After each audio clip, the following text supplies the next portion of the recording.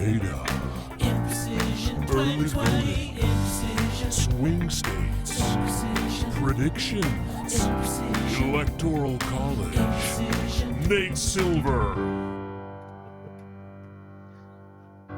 Good evening and welcome to On the Media's very first live stream ever. I didn't get into this business to be seen, but here we are, and we are going to be with you for this historic election night. I'm Brooke Gladstone. And I'm Bob Garfield.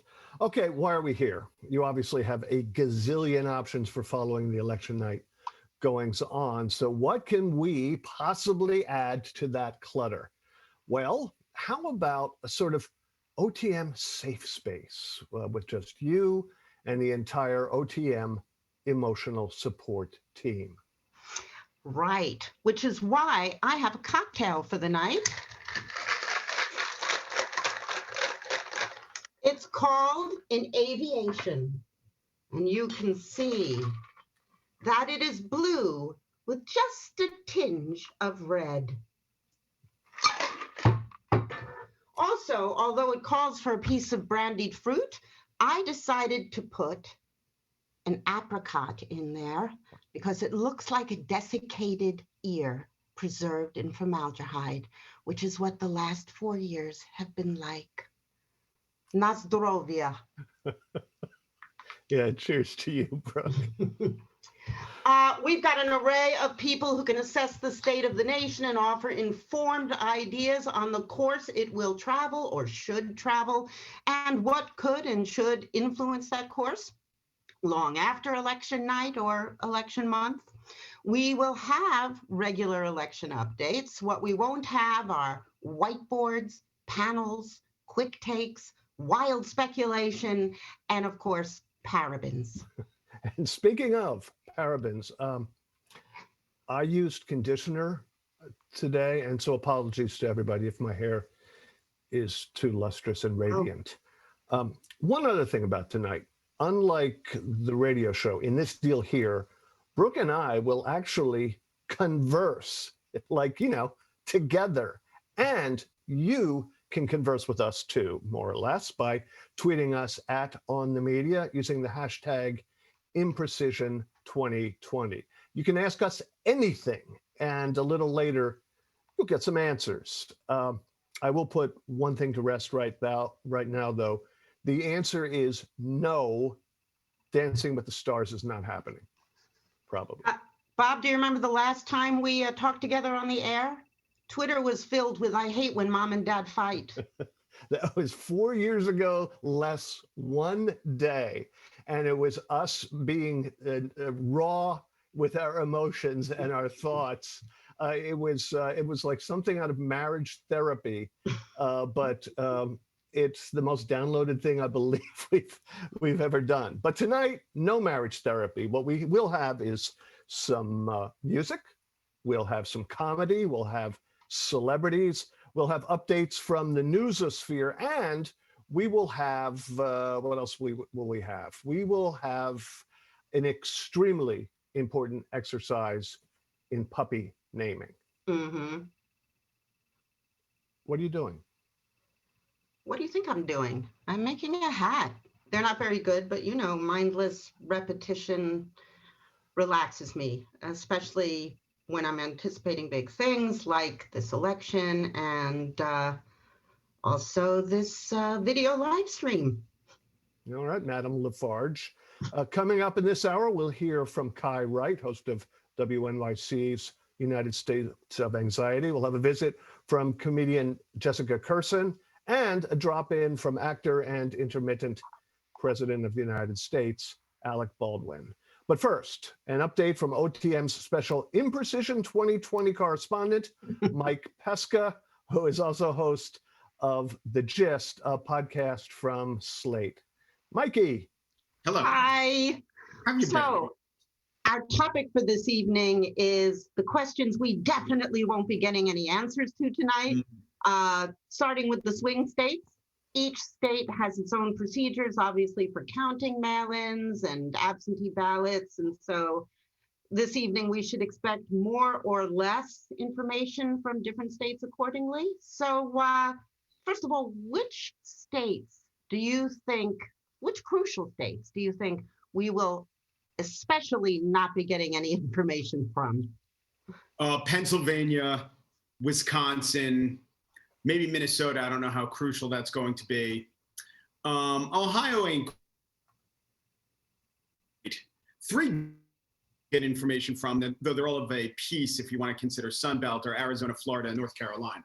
And right now, Arizona is a couple hours behind. So right now, North Carolina and Florida are giving us some information. Florida is giving us a lot of information. Because they started counting a couple of weeks ago, right?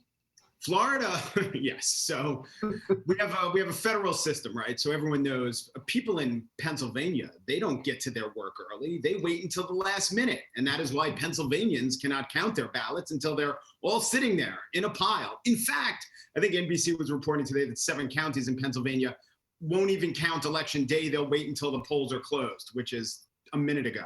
But Florida, like a bunch of rational people, maybe a bunch of people burned by bad election results in the past, have counted. And now if you look at different counties, some of them are in the 80s or approaching 90% of all the vote in, including the early and the in-person vote. So unlike previous elections, when we were all on the edge of our seats waiting for Florida finally to be called, it's possible that we will get a relatively early return from there, and the notion of who's taken this very, very key swing state. Right. You'd hope entire states wouldn't be like the intersection that has a car crash and then decides to put up a stop sign, but that's exactly like they are, I guess, because states are run by human beings. So because Florida went through it and suffered through so many, not just the 2000, but so many contested elections. I mean, Robert Gibbs of Hacks on Tap has a statistic that of the last 20 years in statewide elections, if you add all the number of presidential elections, add up all the votes, it's like a 50,000 vote difference. It's so close over the last 20 years. But because they've gone through that, they at least have a good method of counting. All right, let's tick down some others, Mike. What about Wisconsin? What's going on there? Wisconsin doesn't have a good method of counting, and Wisconsin is a method of debating over whether they're even going to count the ballots.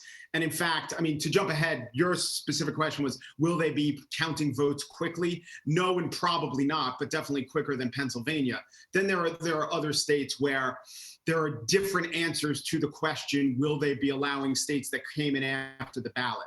So, I mean, for me, this is a big theme that I don't think when it comes to a national election, the idea of federalism and different states having different rules, it doesn't seem to have that much effect or it doesn't make that much sense because, my vote as a New Yorker is very much contingent, and the result is contingent upon a Wisconsinite's vote.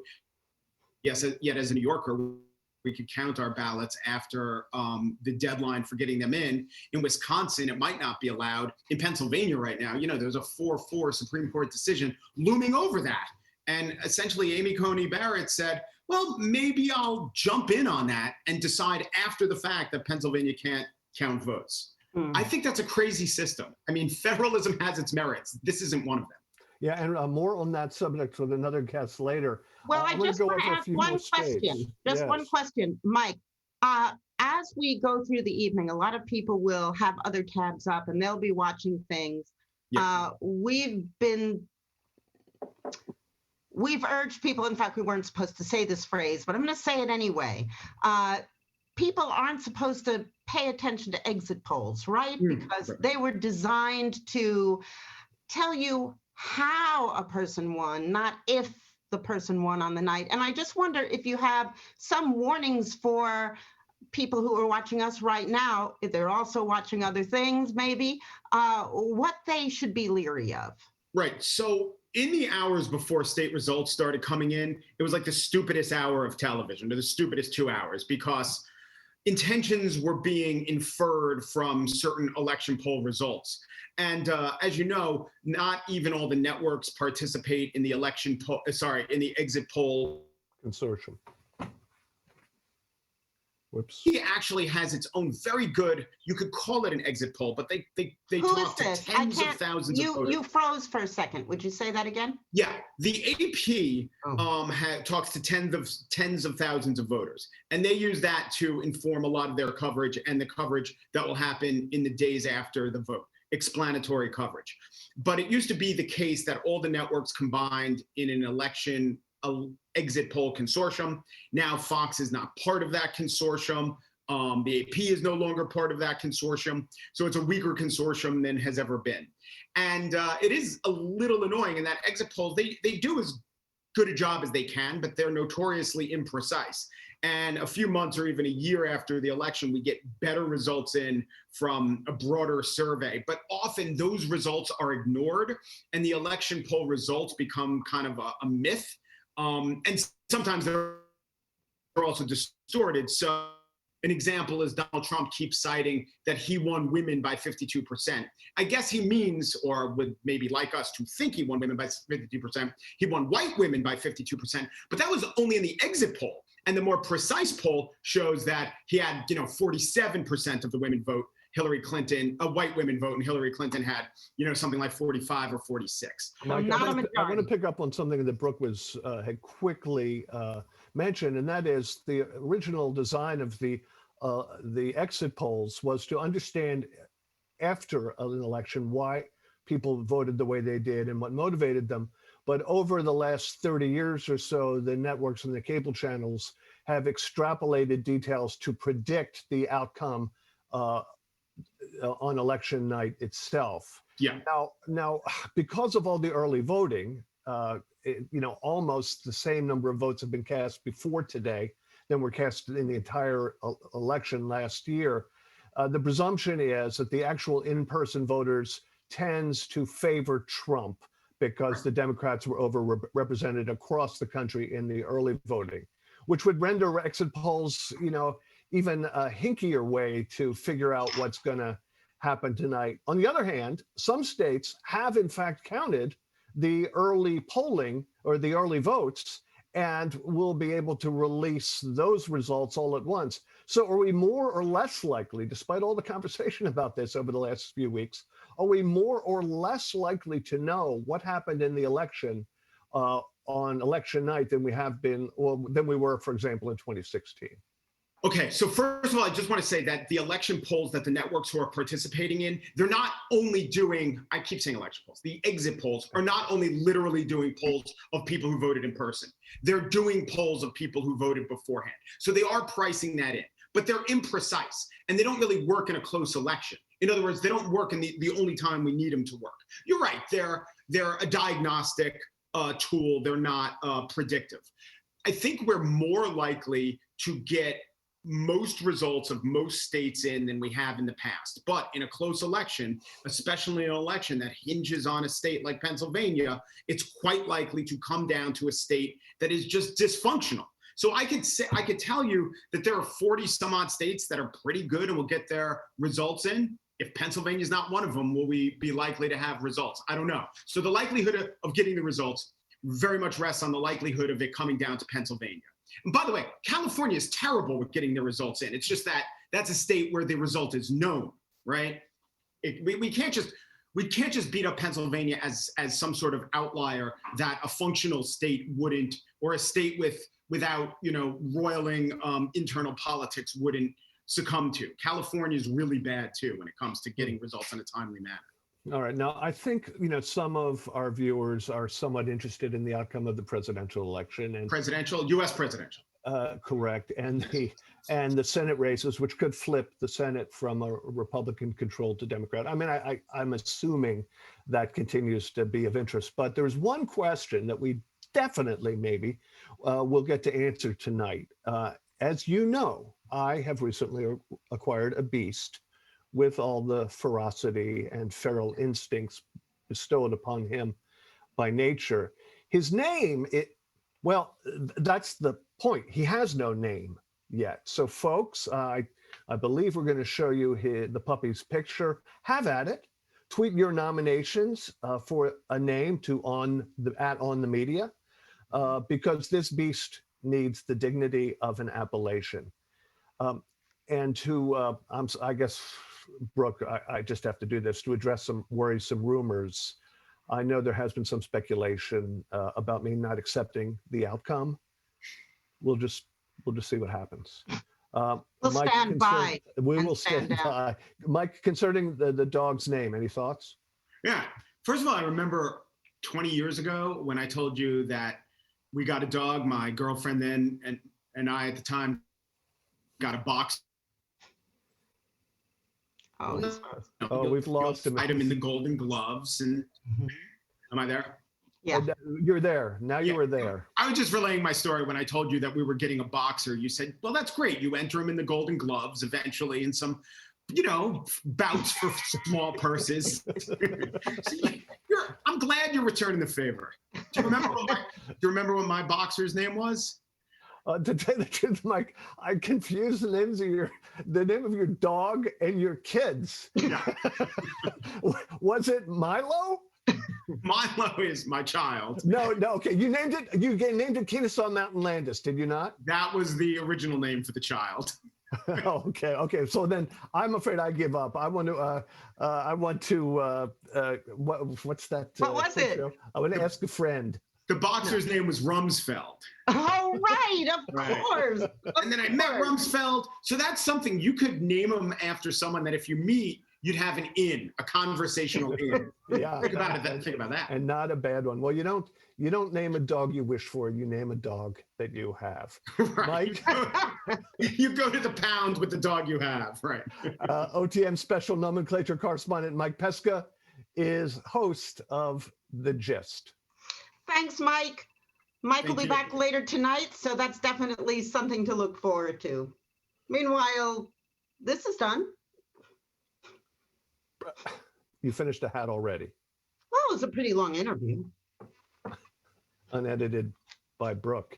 Meanwhile, Brooke, I've got a screen for that where this rundown is. I've got another screen where the back channel Slack is, and a corner of that is where the feed is. And I've got a cell phone, and I've got a keyboard, and I have a mouse.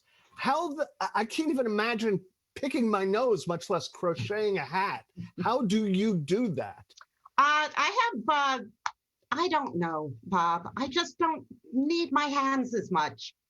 Meanwhile, the night is young and returns maybe slow, but OTM's intrepid producers, Mychal and Leah Fetter, will bring us regular updates every 20 minutes or so in a teeny segment we call 2020 on the 20s. 2020's on the 20s. That's so good. Micah, Hey, how's it going? Thanks for having me. thanks for working for us. Yeah, and look, I got my Brooke hat and everything. Yeah. Well, here is what we know so far. Trump has picked up 55 electoral votes and Biden has 85. Of course, the night is still really young, but polls have closed in 25 states, including 3 big ones that, you spoke about with Mike and that journalists are kind of obsessing over right now, including Georgia, Florida, and Pennsylvania. Florida, all kinds of rumors going on about who's projected to win. I don't know anything about that, so I won't weigh into it, but I'll just say that the New York Times has reported 89% of the vote, so maybe we'll see a more definitive picture, in a little while. As for the Senate and House races, Democrats have picked up 42 seats in the Senate, Republicans 34. In the House, 23 for the Democrats, 25 for the Republicans. The 538 before Election Day had projected that Democrats had a 76% chance of winning control of the Senate, whereas the race for the House is not all that close. They put Democrats at a 98% chance to maintain control of the House. And there's nothing we've seen in those houses yet that would indicate one way or the other whether or not the Senate flips. I think it's, as far as I can tell, it's still a little too early to tell, but we'll know more as the night goes on. Back to you, Brooke. 2020's on the 20s. All right, he's fired, Brooke. What he meant was back to you, Bob. And Micah, we expect to have your resignation on our desks Monday morning. Before we get to the next guest, I guess I should reiterate that my dog's name is not the only thing we want to hear from you about. Whatever is on your mind, now is your chance to get inside of Brooke's head or my heart, or vice versa. Tweet your questions and lodge your complaints to @onthemedia, #Imprecision 2020. We are paying close attention. Now, please meet Kai Wright. He is the host of a show with the zeitgeistiest title ever, WNYC's United States of Anxiety. And it's focused recently on crusades waged in the courts and in politics against full democratic participation. In other words, voter suppression. Kai, welcome to the show. Hello. So I have to say, maybe you should name your dog Known Knowns or Known Unknowns. One of those two, since we're riffing on Rumsfeld. I'm not going to tip my hand, but I like your thinking.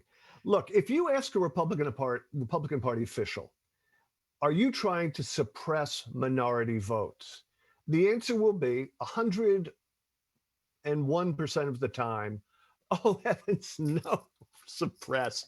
We're trying to protect democracy by rooting out and preventing voter fraud. But in a world where less voting unequivocally works for the GOP, what exactly have they been up to? Well, it's interesting when you put it that way, because I feel like if you said 2 years ago, even certainly before Donald Trump, if I said, which I believe was true then too, that the Republican Party has given up on democracy and given up on winning in democracy and has decided to exploit the flaws in our democratic system in order to maintain minority rule, that would have been like, oh, that's left-wing you're throwing bombs. It is now, that's a fairly mainstream opinion and quite established. I mean, even Republicans say it. We had a few weeks ago, we had Charlie Sykes, who has given up on being a Republican, but one of the sort of lead Republican voices over the decades on saying, they've given up. They're not trying to win a democracy anymore. And so I guess it's that argument that you put in their mouths there, they're barely even making that anymore at this point. The Republican Party has fairly openly given up on democracy. And what's really interesting about the moment we're in is that most people have recognized it. And so it just begs this huge question about what comes next in terms of now, what do you do about that fact? I mean, and so, to actually answer your question about what have they been doing, I mean, it's literally name it across the board. The big point is that since the end of the Voting Rights Act, Supreme Court ended the enforcement mechanisms of the Voting Rights Act with its Shelby County ruling in 2013. And since then, the gloves have been off. And so there is no part of our democracy that the Republican Party has not aggressively moved to try to reduce voting, particularly in urban areas. Pick it. There is no part of it that they haven't done it in, and so it begs a lot of questions. And the last thing I'll say before I let you talk about is that as I watch these returns, what I'm really looking for is where will we have litigation? Like, are we headed to litigation or not? That's really the question as I watch the returns tonight. Well, but is it really a question? Isn't it quite clearly the answer yes? Litigation from the GOP in races where they will claim that due process or has been deprived, they've been deprived of it, or that voter fraud has not been measured, or that states acted out of turn constitutionally, and also from those, presumably, who believe that they have been illegally denied the franchise. So, I know this is very familiar for you, but just give me a list of like the 3 top things that since the Supreme Court decision authored by John Roberts to remove many of the protections of many of the what's the protections? There are also perfections. Voting Rights Act.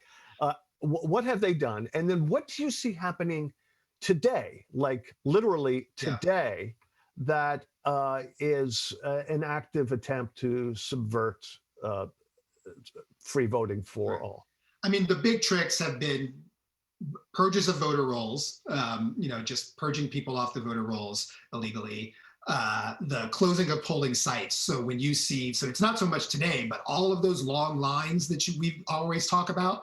And it's, when we look at them, in one hand, we say, oh, how inspiring, people are standing in these lines. But the reason those lines exist is because in those states, they have been closing polling locations, defunding polling sites so there's fewer poll workers. Those lines have been manufactured. It's not just that there's more turnout. They have manufactured less resources for voting in you could, whether you call it Democratic or Black, same difference, areas of those states. And so as a consequence, and there's data that shows, I can't cite it off the top of my head, sadly, but there's data that shows just how vastly different, how much longer Black people stand in line to vote. It's hours. There's an hours difference between how much longer Black people stand in line to vote than how long white people stand in line to vote. So it's voter purges, it's sort of taking apart where you get to vote so that you end up standing in line for a long time, and then that suppresses the vote. And then it's the voter ID laws where there's sort of old innovation. But honestly, this year's innovation, so that all of that has kind of already happened, right? But this year's innovation is that, and this is something that journalist Rick Hazen has been talking a lot about, and that we covered a little bit on our show, is this sort of seeding of all of these state level lawsuits so that they're ready depending on what happens tonight. So they've already done all the stuff around like keeping people from voting. That largely hasn't worked this year. Though in 2016, it did work. It was the first election without the protections of the Voting Rights Act. And so when we look at the depressed Black turnout in 2016, the lens to understand that through is it's the first election in which Black people voted without the protection of the Voting Rights Act. But this year that hasn't worked, but they have planted all of these seeds all over the country so that they're ready to go into court to fight over, you name it. There's literally hundreds of them, depending on the outcome tonight. But that will only work if it's close election. One of the tactics that we heard a lot about going into Election Day was the idea of intimidation at the polling stations. Yeah. Militiamen showing up with long guns and glowering at minority voters, let's just say. Were there any reports of that actually happening? Very little, actually. And pretty soon after we started talking about that, people started pointing out that, the reality is that there was a massive early vote for Democrats, and particularly African Americans, like a place in North Carolina in particular, for instance, Black people started showing up voting early rather than voting early or mailing in their ballots rather than showing up on Election Day. And so I think part of it is like the intimidation that we were fearing on a large scale. I mean, certainly we've seen it even here in New York, the caravans driving around town today and yesterday. But there's been much less of that because the people showing up on Election Day have largely been, the expectation is Republican voters. So that's what we haven't seen as much of, but it's this planting of these lawsuits that we will, and who knows which ones are going to be relevant, right? They just did a buckshot of them that we will have to see if it ends up being a close election in any of these states tonight. For your show, United States of Anxiety, your senior editor, Christopher Worth, reported a story about a guy named William Consovoy, who you call the field general in the war on voting rights, the Trump's war on voting rights. Who is he, and is he behind all of this seeding of potential litigation? Not all of them. He argued Shelby. He argued in the Voting Rights Act case before the Supreme Court. What was notable about Consovoy and why Christopher wanted to focus on him is, one, I just think it's really, really important that we talk about all of the other human beings beyond Donald Trump who have helped create this moment, this attack on our democracy. So it predates Donald Trump. It is broader than him in the Republican Party, and it includes a number of people who have profited from this behavior, including a number of law firms. And so what was notable about Consovoy is that when Christopher started talking to primarily people who are along on the other side, right? Like people, either Democrats or just voting rights advocates, people who are trying to expand the franchise, about but even the nonprofit, because this is the thing, like we really do have to understand to frame this conversation. There is a political party that has decided that it's attacking democracy, and then there is everybody else, including some people who have left that political party who are saying, no, we have to still have democracy. So when you talk to those people, hold on 1 second here, Kai. I'm sure there are fine voter suppressors on both sides. it's just not the case. It's just not the case. Like that's the thing. And that's what's interesting, Bob, I have to say, like that statement, that irony, I do think 2 years ago, people would believe that.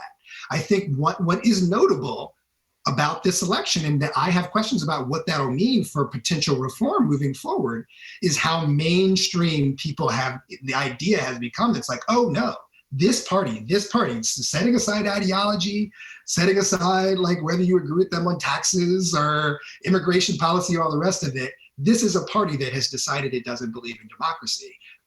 And that has put a lot of people off. And so that might have long-term effects. Dude, But give me just to some finish on 20. conflict- Okay, you finish your thought, and then I'll bother you some more. Okay, but what's notable about him is he's very good. Like that's what most of the people have that Christopher talked to that are on the other side. They're like, a lot of these lawyers, they're buffoons. They're just it's just harassment suits.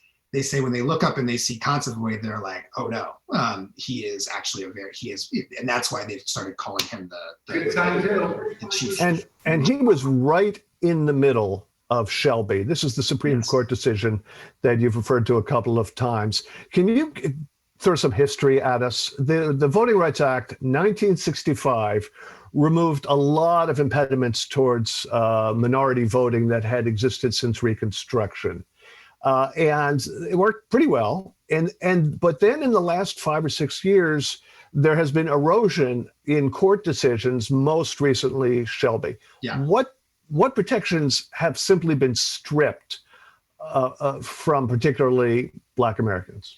The most important idea was that before the Voting Rights Act, there had been efforts to protect Black people's right to vote in the face of Jim Crow, right? But they all required you to sue, right? So I get disenfranchised. I go to the polls. Somebody tells me, oh, you got to be able to recite the Constitution backwards. And if you can't do that, you can't vote. And so I'm disenfranchised, even though, and they've only said that to Black people, right?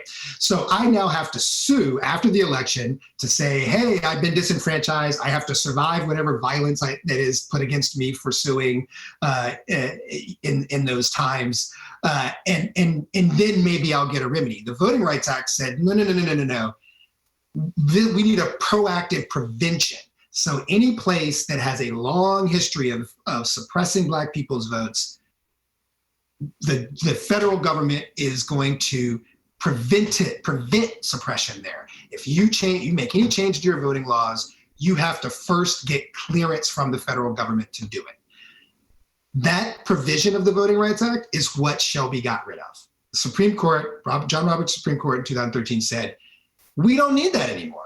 These states have proven that voting rights is no longer a problem. Black people, we have racial equality in America, and it is an undue burden on these states to have to prove that it's okay for them to close that polling site or to purge those voting rolls. So that is the big difference. They got rid of the primary enforcement mechanism, the Voting Rights Act. So it's kind of a dead letter law at that point.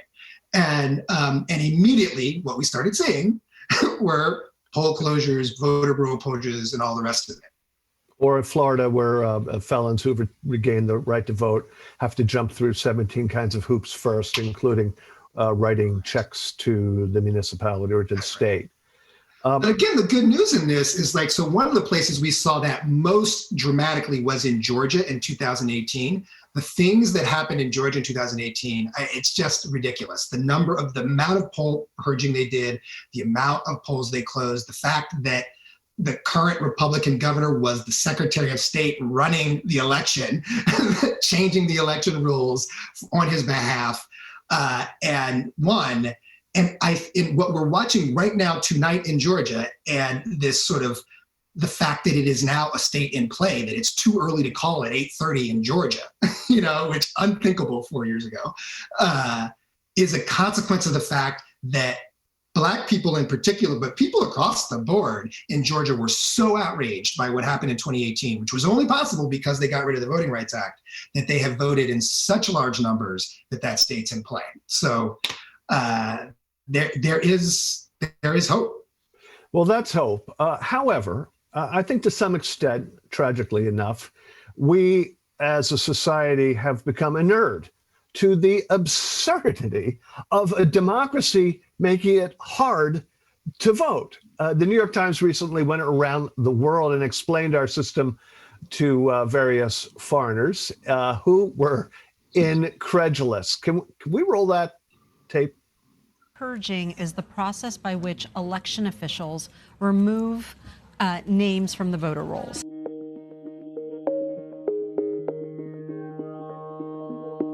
Come on.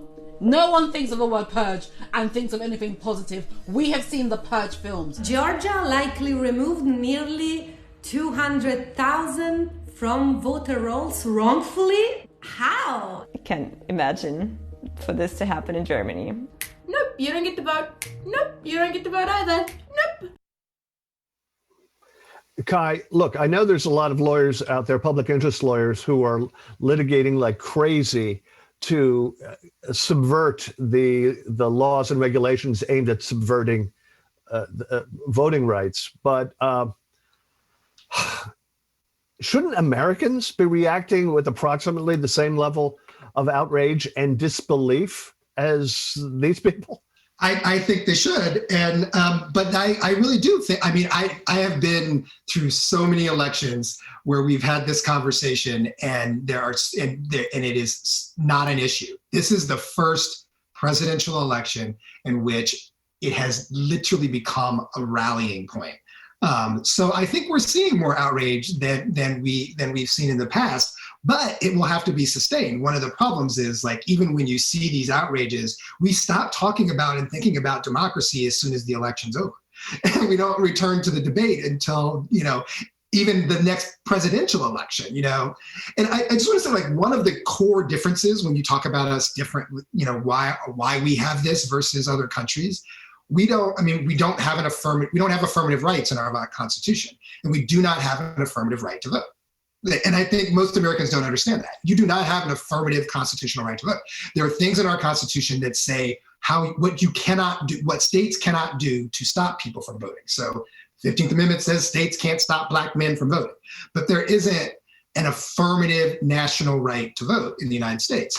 And from that, all of this flows. And the reason there isn't an affirmative national right to vote in the United States is because when they were passing the 15th Amendment, a variety of people did not want to extend the franchise. And it wasn't just Southern whites against Blacks.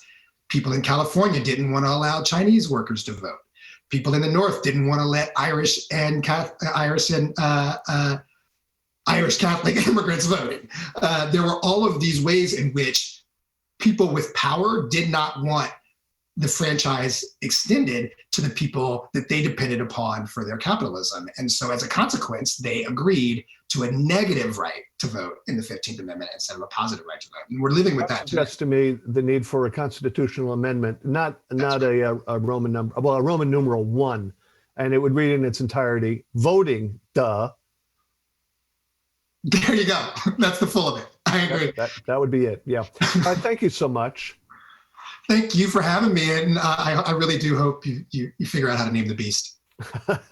Much obliged. Kai Wright is the host of WNYC's United States of Anxiety, live on WNYC at 6 p.m. on Sundays, and its podcast is available wherever you get your podcasts. Brooke. Yeah, sorry. The attacks on democracy distressed me, so I whipped up a scarf. Very nice. Meh. Now let's turn to our producer, Leah Fetter, for some updates, if she has any. That's our tri-hourly segment, 2020 on the 20s. 2020's on the 20s. Leah. Hey, Brooke, how's it going? Great. So since you last checked in with Micah, Arkansas polls closed and its 6 electoral college votes went to Trump. So that puts Trump at 61 electoral college votes, Biden at 85. We're still seeing counting in key battleground states, Florida, Georgia, North Carolina, Texas. In the meantime, so a bunch of Senate races have been called. Significant is Mitch McConnell, who won re-election in Kentucky against Amy McGrath. A lot of money was poured into that race, but all the polls had indicated that he was projected to win, so no surprises there. As far as other battleground states with respect to the Senate, results are coming in North Carolina, Georgia, South Carolina. Polls have closed in Maine. Still, voting is still happening in other battleground states for the Senate. So still playing a game of wait and see. And we'll have more to tell you soon, hopefully. But Arizona went to Trump and Arkansas went to Trump. Oh, Arkansas. Okay, Arkansas. good. Yeah, Arkansas All went to right. Trump. Yeah. All right. Well, thank you so much, Leah. Yeah, back to you, Brooke. 2020's on the 20s. Okay. I'm going to laugh 3 times an hour all night. Up next is Jessica Kirson, comedian and host of the podcast Relatively Sane. Jessica, how are you? I'm freaking out. How are you? Yeah, I'm looking at you and I feel like we are both experiencing the same emotions. Yeah. So I've seen you at the Comedy Cellar so many times. I worship you, so I grabbed the opportunity since I had it. What are you doing tonight at home with your family to stay relatively safe? I'm not at home, believe it or not. I came to the Stand Comedy Club to do a social distanced live podcast, and we've been talking about the election. And then I got off and came downstairs, and I'm set up here to do your show. And I'm just, I literally don't know what to do with myself after this interview. I'm like, should I go home? Should I stay here? Because there's people who, feel the same way I do. It's just so nerve-wracking. Well, what about, what are you doing to calm yourself down? Like, there are a lot of stories about prepping comfort food. One caller on WNYC today talked about how she was devoting her day to an arduous lasagna. Have you done anything like that? No, because I'm a binge eater, so I'm an addict, so I don't do drugs, I don't drink, I'm not eating, so I think I might bash my head into a wall. I think that might be the cure, to just slam my head into a wall to feel better, because there's not a lot of vices. I mean, I went for a foot rub yesterday, so that was self-care. But I think at this point, I'm beyond anything that can calm me. I know that sounds horrible, but I'm being honest. But is there anything about 2020, which seems quite unfunny, that was easy to make jokes about? Yeah, I mean, I am sticking to what I do, and I've been doing stand-up a lot on Zoom and outside and doing all kinds of shows and trying to bring laughter to people, but it's not easy. I don't talk about politics because that's obviously too divisive. But I joke about my stuff. Like I joke about, like I joined Weight Watchers and I downloaded the app. And you look wonderful, by the way. Thank you so much. And it counts the points. The problem is I lie on it. I lie on my own app, and I'm the only one that sees it. Like last week, I had a pint of ice cream, and I wrote down 1 baby carrot. And but is it working? Yeah. I've been on it for a couple of weeks, and it's helping a lot. And but are you Jewish? I'm picking. Yeah. So my name was made up in steerage. Yeah, exactly. So I am just anxious already. And then when you add all this other stuff, and I'm medicated, but I've been switching medications, and then one makes you constipated and one makes, it's all a mess. So, yeah. And so in terms of you, I know that in your act, you talk about your relatives. Do you ever talk to them about politics? Well, my entire family is pretty liberal because they're humanitarians and care more about the United States than Israel. But This is the thing. You know, we do talk about it. It's been good. You know, everyone is feeling, I mean, trying to have some hope about tonight. And I'm booked to do some shows in Florida, believe it or not, in February and March. But they're not the easiest crowds, you know, like they all have the same face, even when they're saying something positive, you know, it's gorgeous outside. Look at this weather. The sun is out. So that's usually the face of everyone in the audience when I'm performing there.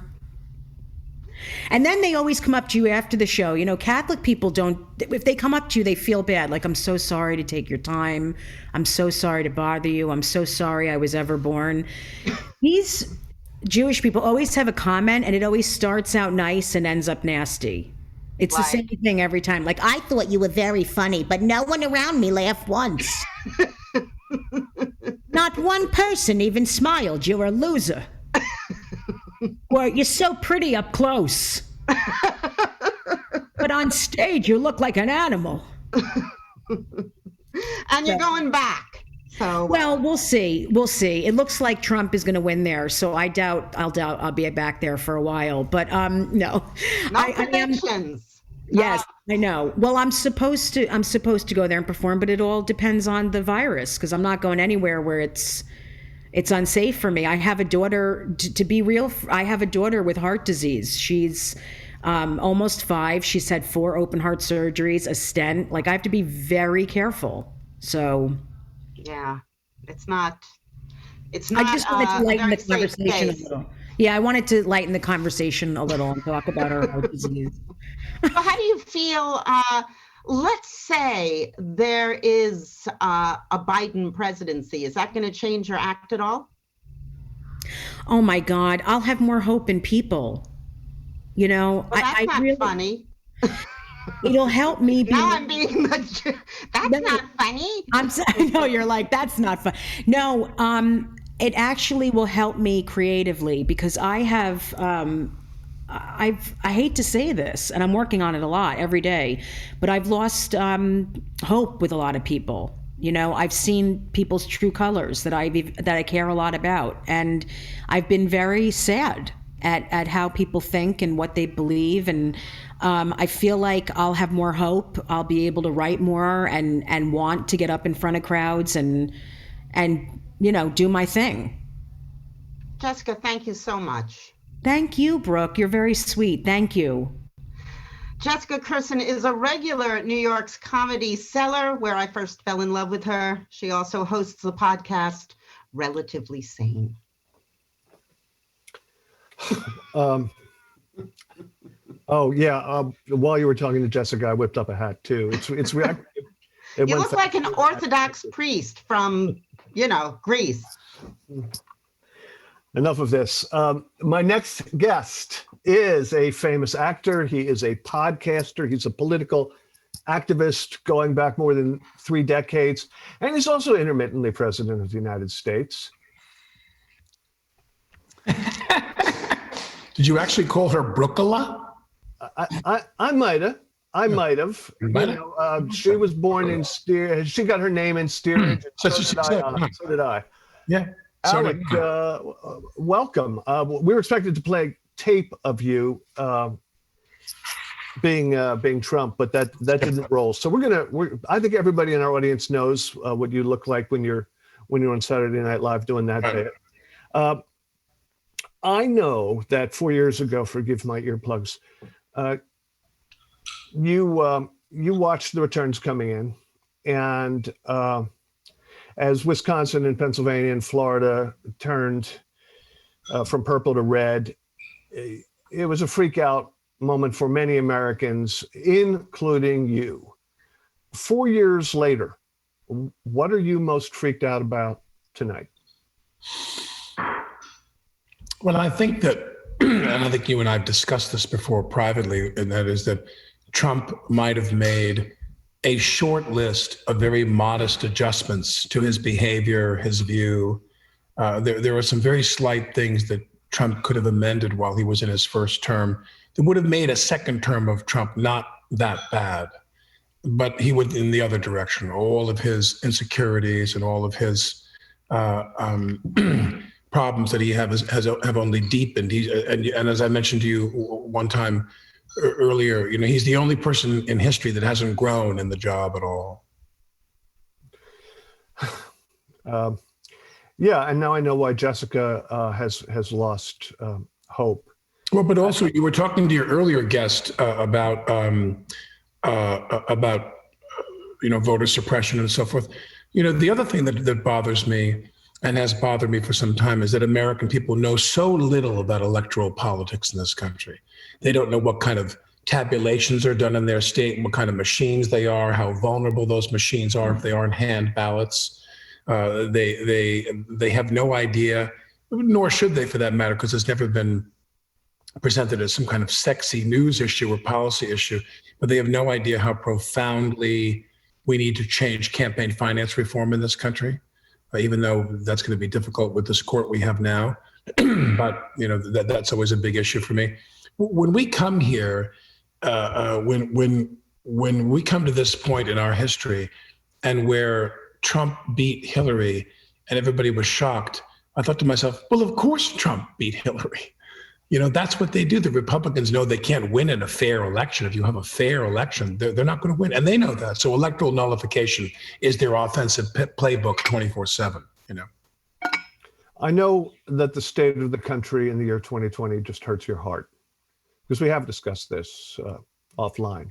And you have used every channel available to you to agitate against Trump and Trumpism, including your famous 4-year turn as Trump impersonator in chief on Saturday Night Live.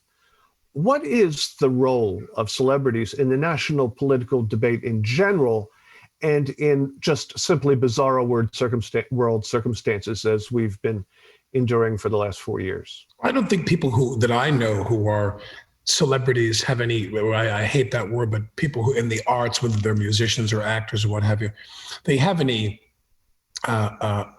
delusions about changing people's minds. You just present them with the facts as you know them. You try to learn the facts as best as you can. I have a list of people I've worked with who are famous actors and had really great and substantial careers in activism, who there were issues that they knew as much, if not more, than members of Congress knew.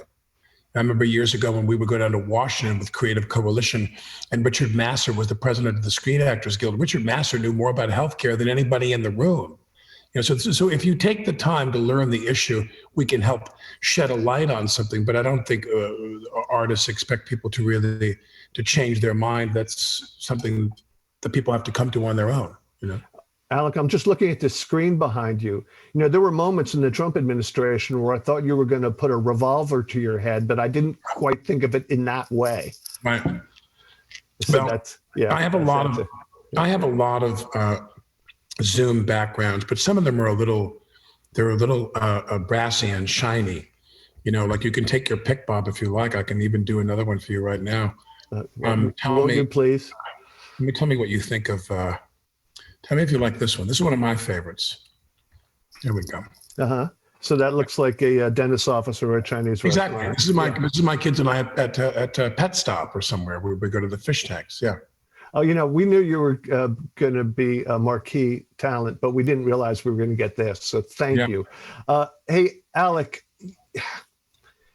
your acting body of work it's extraordinary.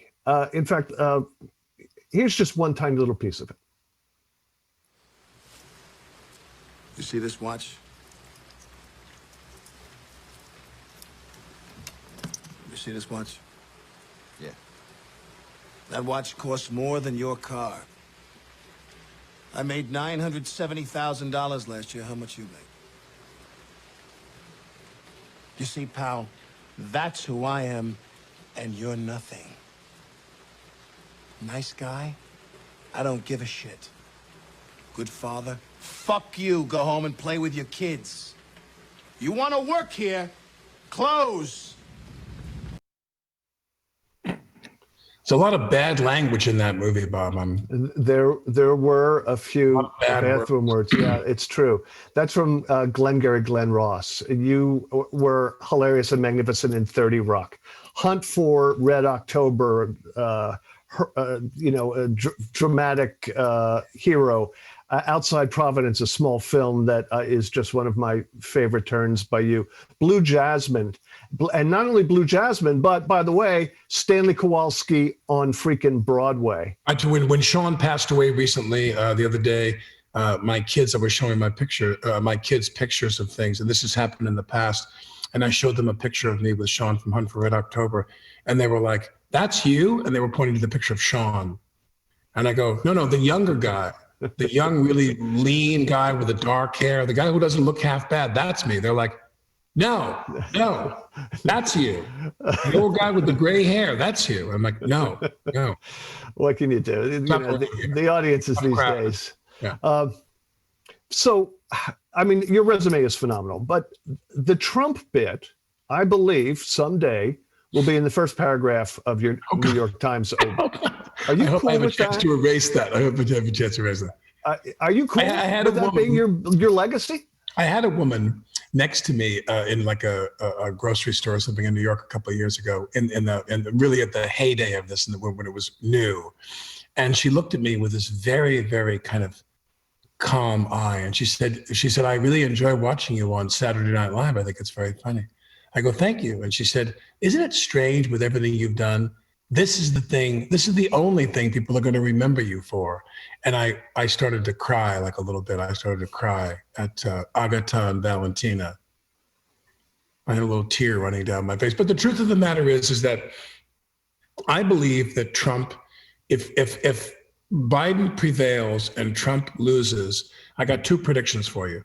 Trump gets on a plane tomorrow. If it's resolved tonight, or even if it's resolved Friday, if Trump is declared the loser and he vacates and concedes, he gets on a plane and he goes back to Mar-a-Lago right away. He will leave Washington. He will leave the job. He will go down to Mar-a-Lago and sulk for 2 months, no inauguration, blah, blah, blah, blah, blah. And then, of course, there'll be no need to parody him on any TV show. Trump's going to be forgotten. People are going to bury Trump's legacy like the waste at Chernobyl or 3 Mile Island. It's a toxic mess, and they want to seal it up in concrete, and they never want to talk about him again. That's my prediction. Okay. I'll file that away in the time capsule. I just want to point out that had I had that conversation with a listener about my career, it wouldn't have been Agatha and Valentino. It would have been at Costco. Okay. Yes. Yeah. All right. Sushi from Costco. 4 years ago, Yep. after your very first Trump bit on Saturday Night Live, we were talking, and I said, well, I guess you have a 4-year gig if you want it. And you said, and this is a quote, never. Right. Well, never say never, I guess. Why did you change your mind? And if you had to do it all over again, like, say, 2020 through 2024, would you? Well, people who know the Saturday Night Live, that planet, they know that Lorne Michaels, the force is strong with Lorne. The Jedi mind tricking of Lorne Michaels is profound. So Lorne convincing me that this was, and again, when we did it in the beginning, I'm not going to say the word intoxicating, but it was kind of fun because we would, look at the ratings and they would tell us there were 22 million hits on YouTube afterward, the +7 audience and the week ensuing after that.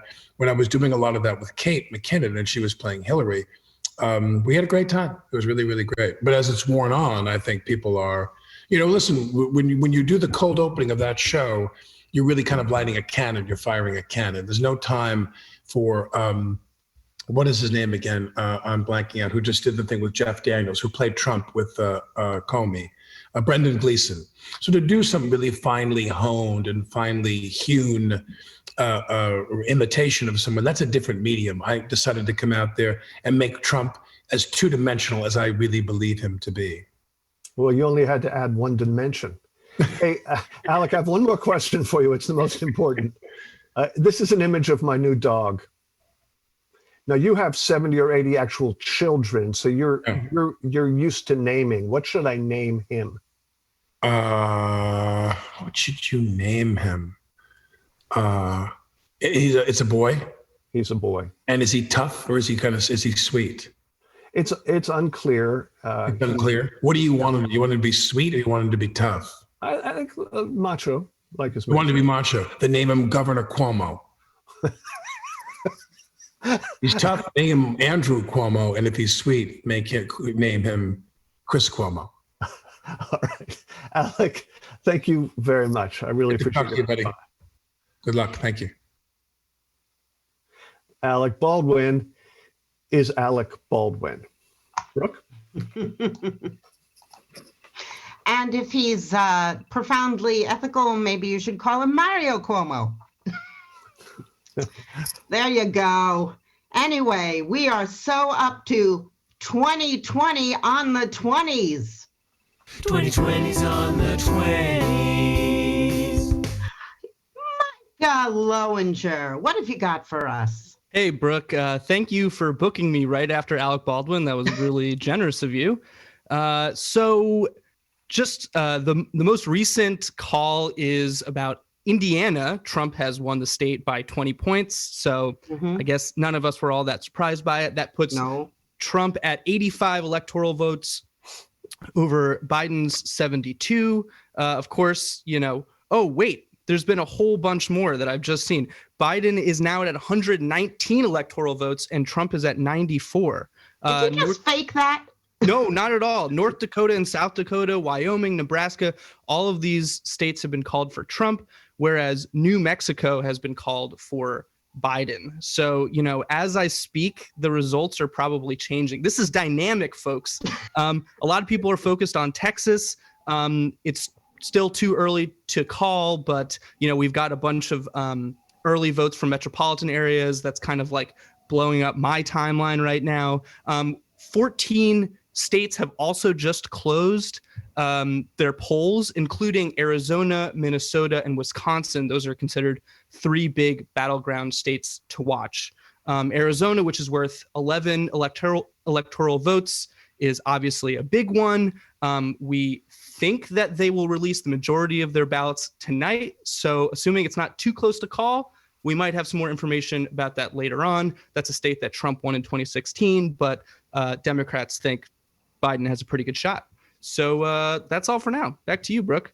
All right. 2020's on the 20s. Hey, well, come on. You don't expect that to suddenly come up. I want to bring on Brian Lehrer, the host of WNYC's Brian Lehrer Show, and anybody who listens to him in New York City, where he's heard with adoration of biblical proportions. Any one of us who listens knows he's got issues. So we've asked him to come on and, talk about him. Brian, welcome to our first ever and maybe our last ever video live stream. Thanks, Brooke. And yeah, you're making me follow Alec Baldwin and Mychal Lowinger. It's completely unfair. Yeah, I'm sure you can pull it off. This year, you've done what you have frequently done before elections, which is to devote your show to 30 issues in 30 days, a nuts and bolts comparison of campaign promises and platforms. And while Trump has made plenty of promises, the GOP has declined to release a formal platform during its convention, which is unusual. Their platform seems simply to be Trump. So how do you compare two platforms when one simply isn't there? Well, before I even jump into that, can I tell you that I've been watching something obsessively in the returns over the last hour. That's a little premature for Micah to have reported on it definitively, but it's very, very tantalizing if you're a Democrat. And that is, as of a few minutes ago, with 70% of the vote counted in North Carolina, Biden has a 5-point lead. And there's basically no path to victory for President Trump without North Carolina. Not zero, but almost zero. I thought Pennsylvania was the one. Well, he can't, assuming that he loses Michigan and Wisconsin, if we can assume that. Trump could still win if he wins Pennsylvania and North Carolina. And it depends still on a lot of other states, but but that's kind of a squashed down version of one of the realities tonight. He can't win without both of them. So if Biden wins either North Carolina or Pennsylvania, he's almost certainly going to be elected president. Not certainly, but almost certainly. And I can't believe you're the person who's doing this. We have tried to stay. I know. This seems to matter to you for some reason. Minute by minute. And he has, the thing that makes it not in the bag is that he's got, most of the votes that have been counted were the early absentee ballots, which were most of the ballots cast in the state. But he's, the Democrats are supposed to take the early ballots and the Republicans, the people who voted today, but it's much fewer people who voted today. So we will see, but it's very tantalizing for the Democrats, and it could come relatively soon, a pretty big bombshell. So to your question, how do you even cover an issues oriented campaign, or how do you make something issues oriented when they don't even put out a Republican Party platform this year, as you said, and when the real issues are whether Trump is a threat to truth and to democracy and and to peace, literally peace, domestically, not even war with other countries, but whether he's fomenting violence, tribalism at that level. And the answer for us was that we tried to do both, that in our daily campaign coverage and the things that are top of mind and really headline stories, we have to keep calling out lies. We have to keep calling out corruption of democratic norms and institutions. We have to keep calling out the appeals to extreme tribalism and things like that. And yet, a lot of the people who are for him in his tribe and for the Democrats are so because they feel strongly about policies. And so when you think about it, when he burst upon the scene in 2015, coming down the escalator and saying Mexicans are rapists and drug dealers, and then a little while later proposing a complete and total ban on Muslims entering the United States, I mean, those are policies, build the wall, close off the country to Muslims. So he's really running on immigration policies, or was primarily at that time. Now, we get things like running on fossil fuels, as Biden is running on a conversion to renewable energy. And these things lead to tribalism, running on there is no systemic racism in America. Pence really said that at the Republican convention. He's like, in his series of attacks on Biden in his acceptance speech, saying Joe Biden believes America is systemically racist. Boo. And ... Yeah. So, it's policy. So did you have a conscious idea to, you're known for being so even-handed and being fair, but you're also not shy about calling people out, whether it's a caller or a guest, when they're not telling the truth or when they are, on purpose misunderstanding things or misrepresenting things. Did you have a moment when you said the rules kind of have to be different for Trump? You don't give him the benefit of the doubt, no both siderism, that kind of thing? Yeah, I think that moment came in about July 2015, when it became apparent that this reality TV star couldn't be ignored as a joke because his extreme seeming buffoonery filled with hate was surging him to number one in the Republican primary polls.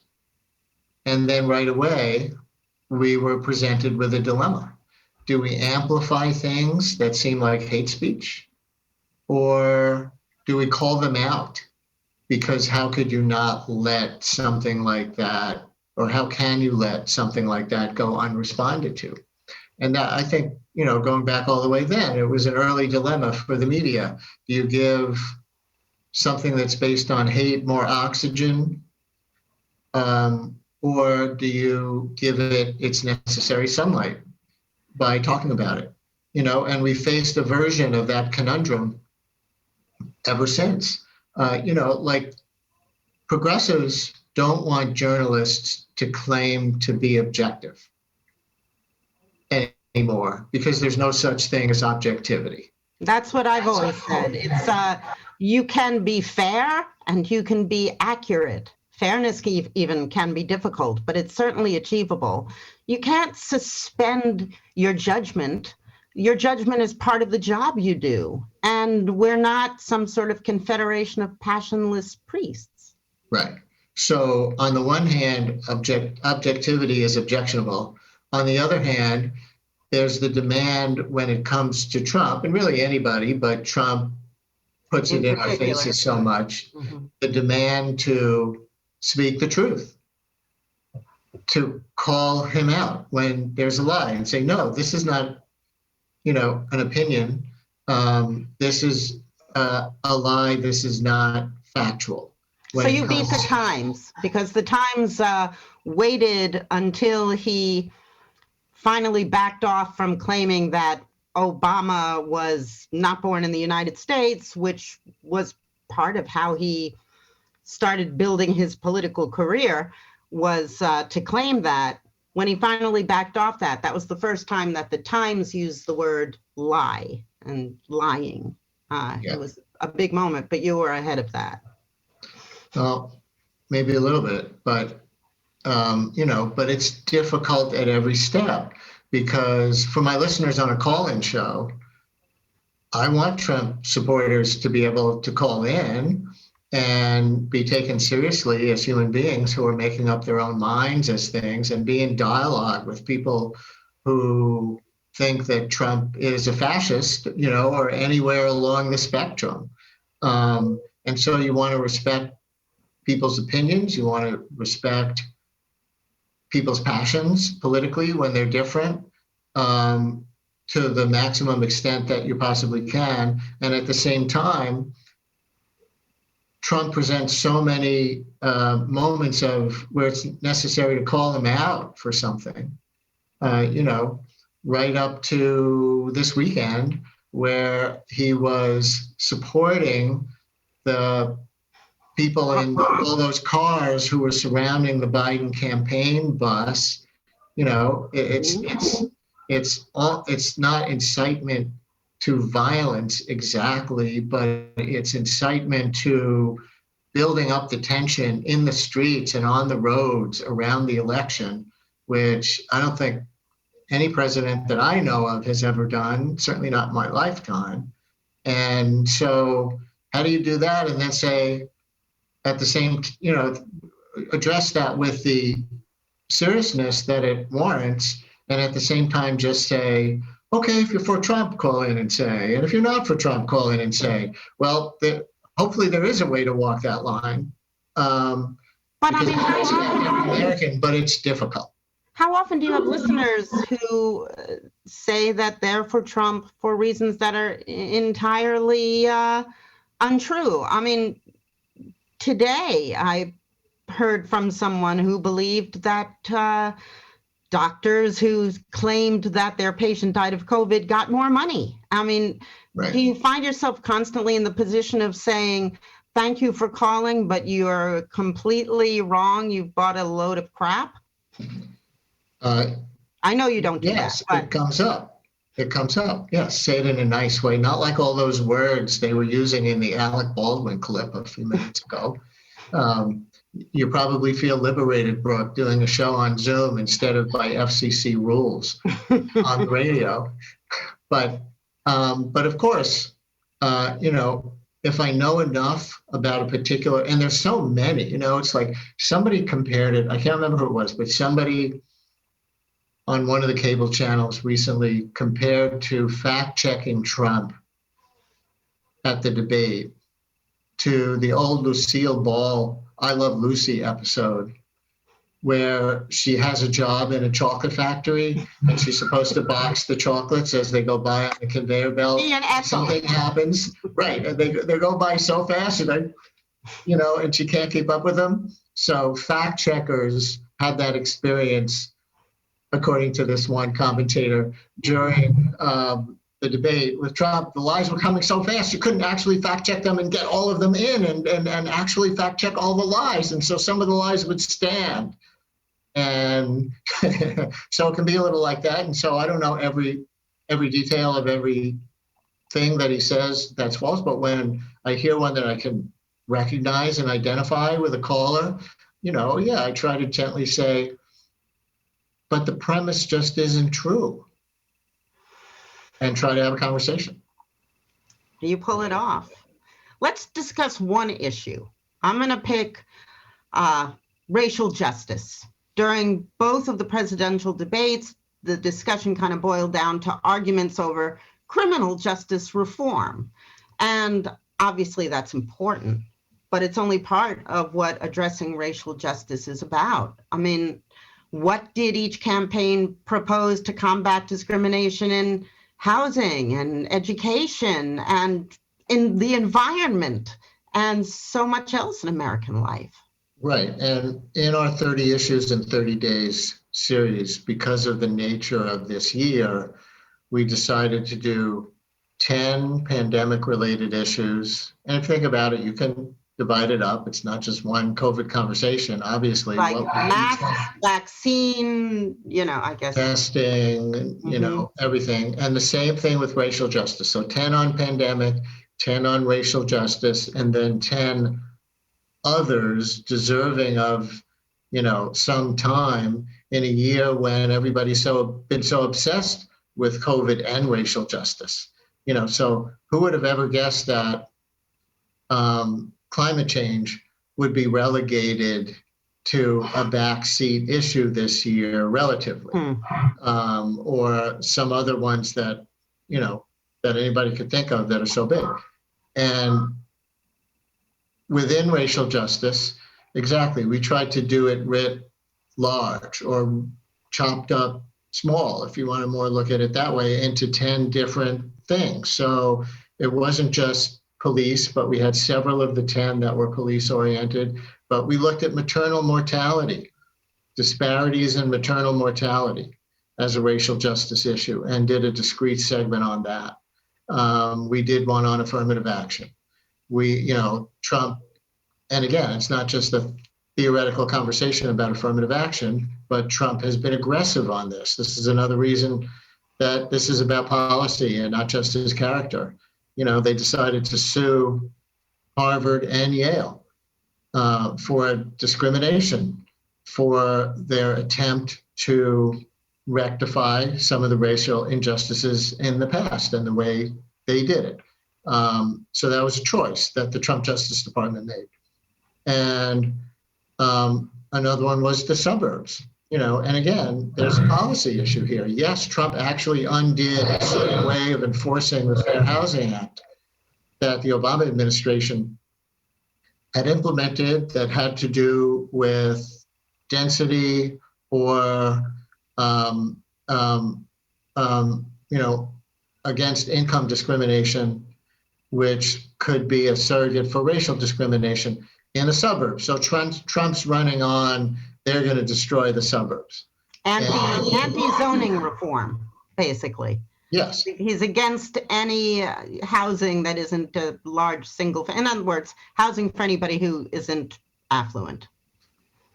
Right. And this falls under under the law, it falls under the Fair Housing Act, which is an anti-discrimination part of U.S. law. So I'm just giving that as another example of there are so many ways to look at racial justice. It's not just about police tactics and the immediate things related to George Floyd and Breonna Taylor and Jacob Blake and on and on. Okay, one last question. And that is that one thread this year was at least the attempt at reconciliation between the Biden and Bernie spheres of the Democratic Party. They negotiated over the platform this summer, and Biden, who's a career-long centrist, has said he hopes to have a presidency as progressive as FDR's. You've examined his platform. Do you think that holds up? How much has the Bernie wing influenced it? I think that remains to be seen. I think that's a big fight ahead. I think that's a tension in the Democratic Party that will burst upon the scene pretty quickly if Biden is elected, and especially if he carries both houses of Congress. If he doesn't carry the Senate, then they're in a way back where they were with Obama when Mitch McConnell had the Senate and it was gridlocked and Obama had to figure out how much he could do through executive action by the end of his term because he couldn't get anything through Congress.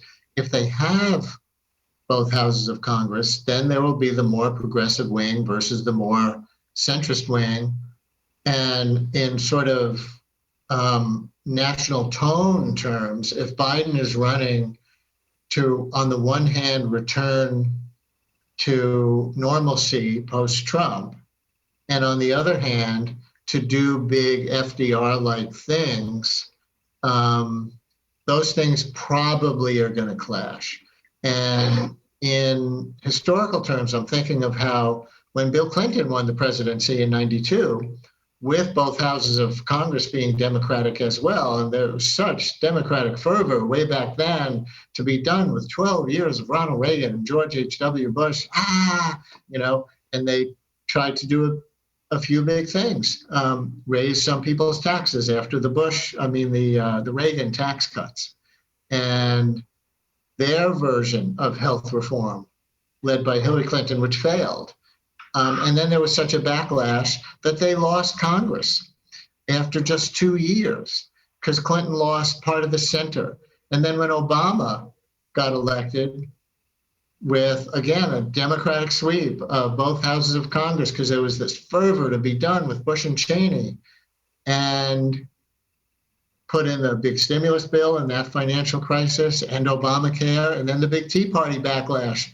And Obama lost Congress. And I'm sure Biden's looking at these last two times that Democratic presidents had Democratic Congresses and how brief those moments lasted, because to many Americans, center, right, however you want to call it, who might have voted Democratic in that initial election, there was a big backlash because of what was perceived as overreach. So I'm sure Biden is looking at that history if he gets elected and trying to figure out his path. Those midterms will kill you. Thank you so much, Brian. My pleasure, Brooke. Have fun tonight. How long are you going? How long are you going? How long are you going? Till after 11, I think. Brian Lehrer hosts The Brian Lehrer Show every weekday on WNYC. Boy, he is something. Hey, Brooke, while you were talking to Brian, I whipped up another hat. Very nice. Is that a bass hat? Maybe. I'm not going to identify the species because of HIPAA privacy issues. Yeah. This is about 20 minutes after the hour, which means we're not going to do 2020 on the 20. I have someone whispering in my ear. It is OTM executive producer Katya Rogers. She is the boss, so let's fly her screen. Oh, she is. She's flown in already. Kat, what is up? Oh, I just wanted to tell you guys, you're doing a great job. Good job, guys. It's really fun. We have a lot of people watching on the YouTube feed. It's really exciting. People are really leaving a lot of comments. People love that Brian Lehrer, don't they? Wow. They sure do. A lot of comments for him. I just wanted to tell you what's happening on the Twitter feed right now. Some suggestions for Bob's dog. Aunt Kia says anything but Wolf Blitzer. Don't know if that's a judgment on what Wolf is doing tonight. He's doing his Wolf thing. Thank you, Aunt Kia. Yeah. Benjamin Wu says, call him Overton. Now that's a close listen. Oh, the Overton window. Overton window. And then activist judge, not sure if that's a real thing or just a name. Bob, it would be funny if you named your dog Garfield. I don't know. Is it? All right. And here's another couple of random ones. Would you go to activist judge, please, and just hit unfollow? Yeah, unfollow Garfield. Here's a funny one. Kate Laurel said, I have heard exactly 2 2020 on the 20 segments this hour and already have the jingle stuck in my head. That's my only election update. Thank you, Kate Laurel. I got one more for you. Broutigan Barbie says, Imprecision 2020, saving my sanity already. Bob's hair matches his wall. Brooke is knitting. They're like us. Okay, so anyone else who wants to join us on Twitter or Facebook or our live stream on YouTube, we are at On The Media. Send us questions. Bob and Brooke are going to get to an AMA. Ask them absolutely anything. Brooke says parenthetically, apart from stuff about the media. He's done with that. Kat, why don't you introduce 2020 on the 20s? Oh my God, I would so love to. Here's 2020 on the 20s.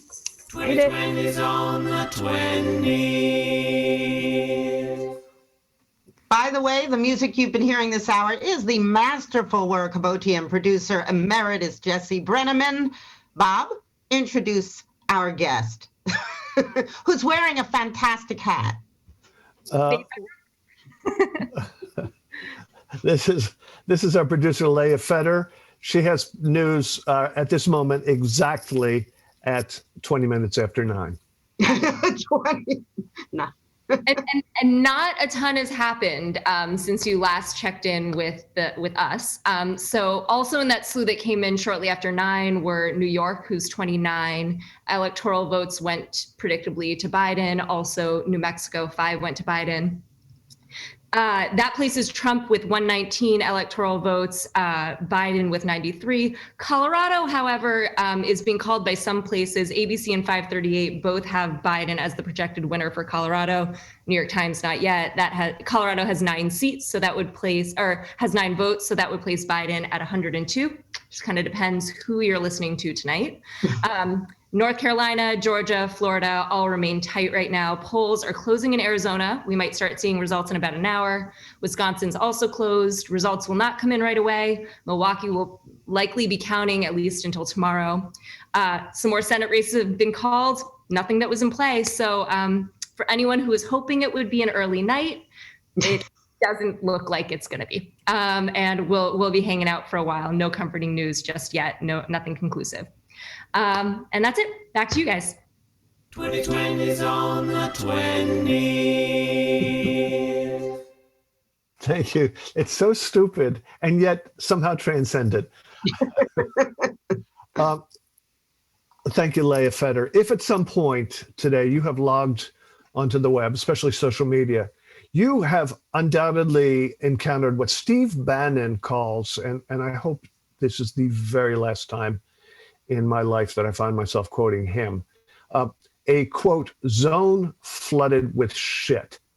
BuzzFeed News senior reporter Jane Lytvynenko, her job is to keep track of the shit, of the online lies, the disinformation, and just the general hoaxosity.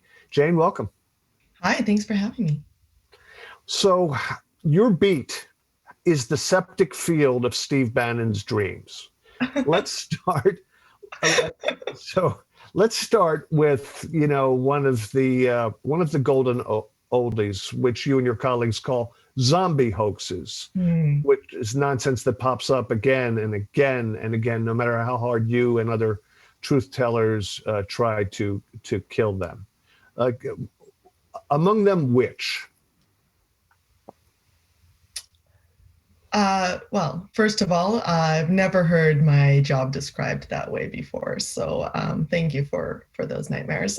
I think the most surprising one that we've seen make a comeback tonight was piles of bricks being left around for protesters to use for violence. Unclear what the purpose was, but we saw this one during the Black Lives Matter protests during the summer, and images of piles of bricks are making a comeback on the internet. But more seriously, we're also seeing a lot of misinformation around voter fraud. We've seen this for years, maybe even a decade, and it's a zombie hoax that just won't die. So maybe the answer to this question is obvious. Are these created to entertain troll artists? Are they created to freak people out, to undermine confidence in the system with a particular electoral motive? Where does it come from, by and large? And is it bipartisan? Yeah, I mean, first of all, it is bipartisan and it's also international. There's no group of people that hasn't been affected by false information. But the question of motivation is always so interesting because it can be a few things. It can be grifters trying to make some money off of advertisements or engagement. It could be a bunch of kids who are just trying to fool adults.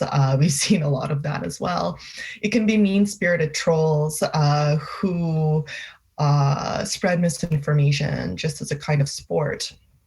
Or it can be politically motivated as a way of changing the public perception about an issue. And that is most likely what we're seeing today, specifically in Pennsylvania. And this is a case where it's really useful to look at where the false information is centered. So the false information is not equally spread out across the country and across voters. The earliest instance of false information that we saw today was this morning at 7 a.m. and it was targeting Philly, which is of an extremely hotly contested race. And as a matter of fact, according to the New York Times, the false information surrounding the election has been particularly acute in swing states. So from that, we can speculate on motivations, I think, with a little bit more information. So if it's true that, let's say, the suburbs of Philadelphia are going to be pivotal in Pennsylvania and therefore pivotal in the electoral race, what is showing up there that looks hinky? There are two sort of things that we're particularly on the lookout for. One that caused a lot of controversy was signage around voting stations. There were a lot of allegations that signs were improperly placed for a certain party, or that material was handed out inside the station, and that's all unverified information. But what was particularly insidious were these videos of poll watchers who allegedly weren't able to get into the voting place where they were supposed to be voting. So these videos immediately got thousands of views, retweets.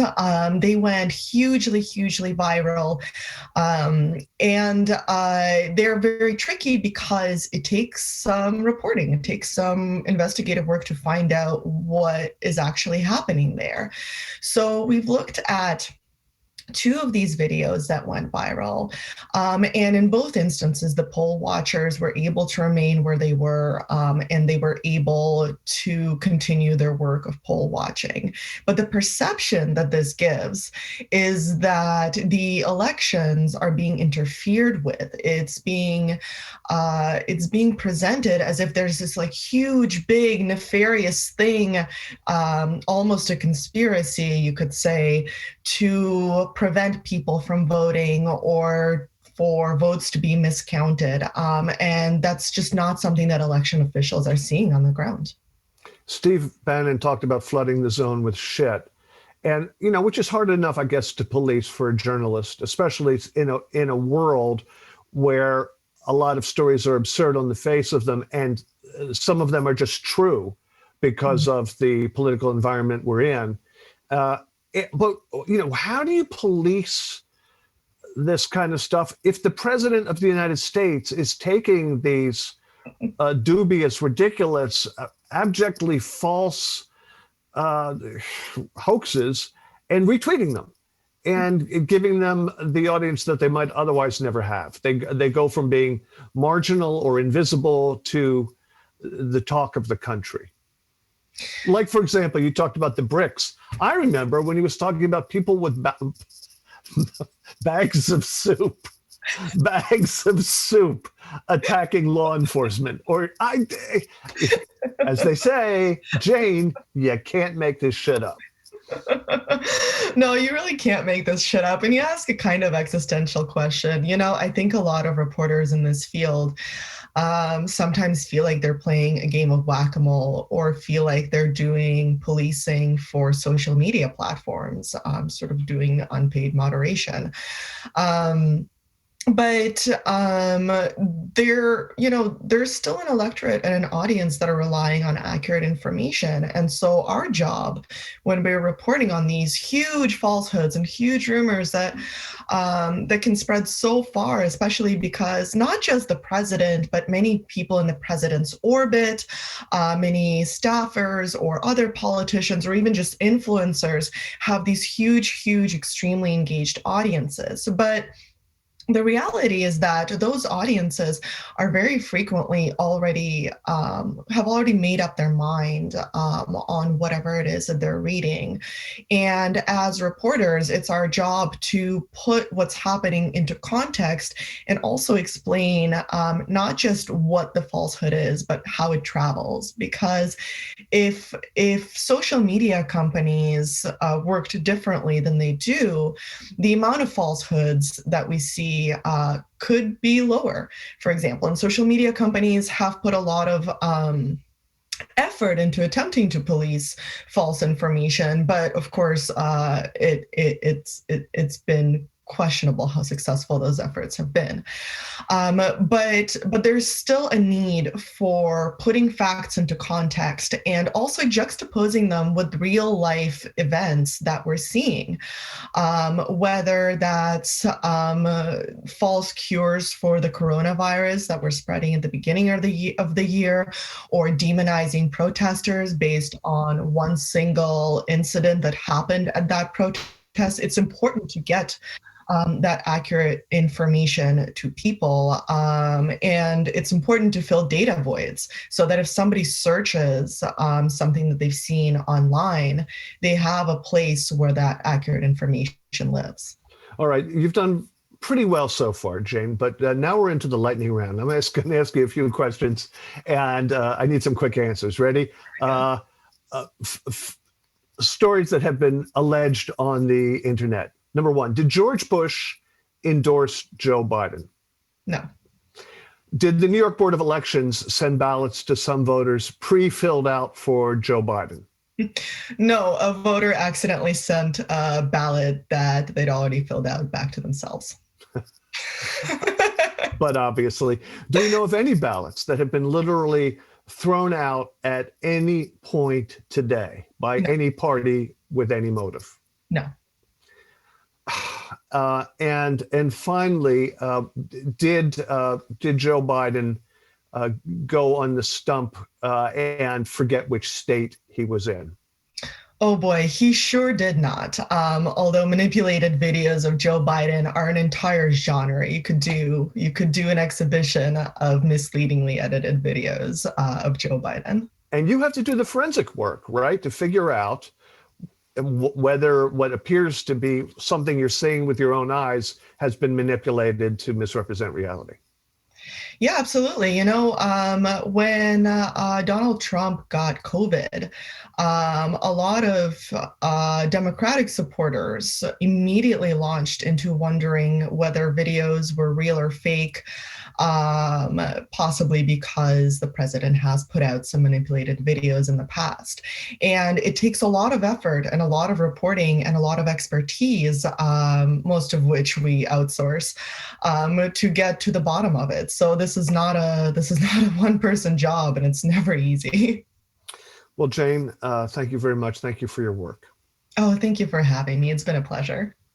Jane Lytvynenko is reporter, and my God, I hope I pronounced your name correctly because I've mispronounced it all week long. You're a reporter for BuzzFeed News, and thank you again for being here. Finally, we have a great name for our show, Blood Feed. It's magic. It's magic what I can do in front of a microphone and a camera, Brooke. Just, it's a master class. I hope you're paying attention. I am taking notes. How about just a little 2020 on the 20s? 2020's on the 20s. With Mychal Lowinger. What's happening, Brooke. baby? Hey, Bob. So let me just take off my On the Media branded face mask. And you're On the Media branded background. Yep. So since we last spoke to you, there has been an enormous call. Biden has managed to score Washington, D.C. for a whopping 3 electoral votes. No! Yes, oh, my God. I'm afraid so. Unbelievable. And we had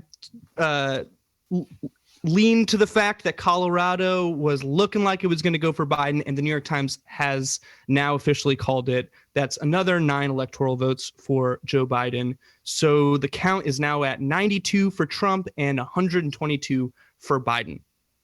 I'm sorry. I'm sorry to interrupt. Do we have news on the Senate race from Colorado where Hickenlooper was up and down? I will run a quick Google search in the background, but while I'm looking that up, let me just tell you that the Democrats have picked up 42 Senate seats and the Republicans have 38. But here is, I think, a really historic race that's worth noting. The transgender activist Sarah McBride, this is from NPR, by the way, has defeated Republican Steve Washington in Delaware to become the nation's first openly transgender state senator. And viewers, listeners might know McBride from her historic 2016 speech at the Democratic National Convention, where she became the first transgender person to do so at a major party convention. I'll look up the Hickenlooper thing, and get back to you with these hot results. But for now, I'm just going to send it right back to you.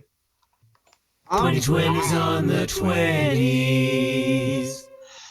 Okay, now amid all of the online garbage that we heard Jane talk about, there still are some genuine gems, and among them and some of them are created by my WNYC colleague, Amy Pearl, who has amazingly surreal postmodern makeup tutorials that can help your eyelids pop or bust open your psyche. And she's made one just for us this November 3rd. Hi, Amy, it's been so long. Hey, hi, Brooke. I love seeing your bed. This is actually my daughter's old It's your bed. room. It's my bed. It's my bed. And I'm imagining laying in it and you reading to me. Oh. Is that gross? Ugh. Actually, it all depends on what I'm reading. What about Kidnapped? Oh, not gross. Not gross. So good and grossing. So, yeah, you know what? I made you guys a special video. If somebody's expecting to see a real makeup tutorial where you learn how to look beautiful or get the latest trend, that's really not what it's about. It's about staring at yourself and taking time out to look into your own eyes and look at your face and what it tells you about yourself. Look who's visiting. Oh my God. Who is that? Anyway, I just call him Whitefoot because he has white feet. He's a foster kitten from animal care centers in New York City.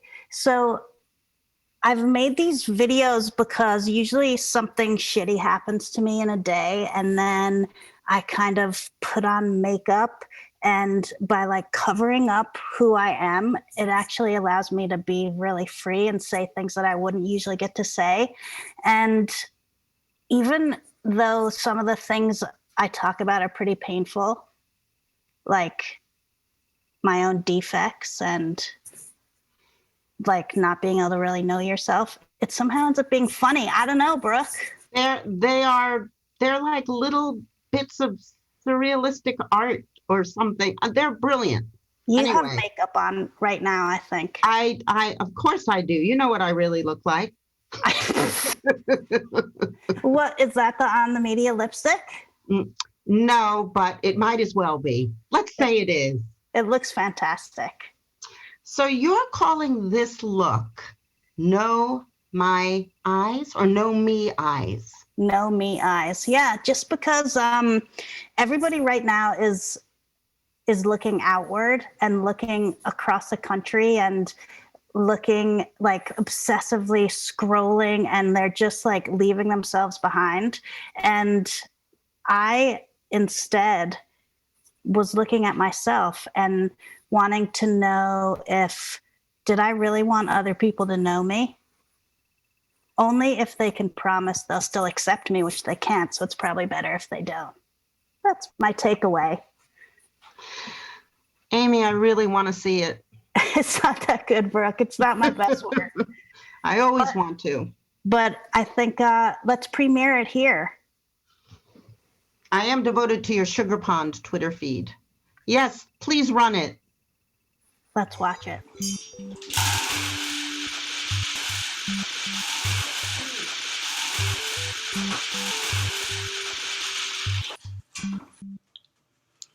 Staying with my mom. Oh, it's super fun. That bag cost me $18. I need to get a look. Oh, God. Is makeup all about deception? The scary thing is when people see your defects and they still like you. We always have the choice to drop the veil. It's like the opposite of the octopus blowing some ink. Don't make me explain everything. I'm accentuating my defects, huh? But guess what, guys? Sometimes it backfires. Self-care. What does it really mean? A lot of people consider like putting on makeup self-care. It does feel good. Does anybody care about me? Do I care about me? I'm sick of hiding, sick of pretending.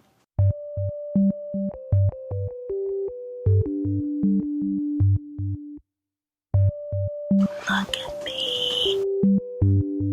Then you'll know me. Amy Pearl. That's spectacular. That is what you do on Sugar Pond. And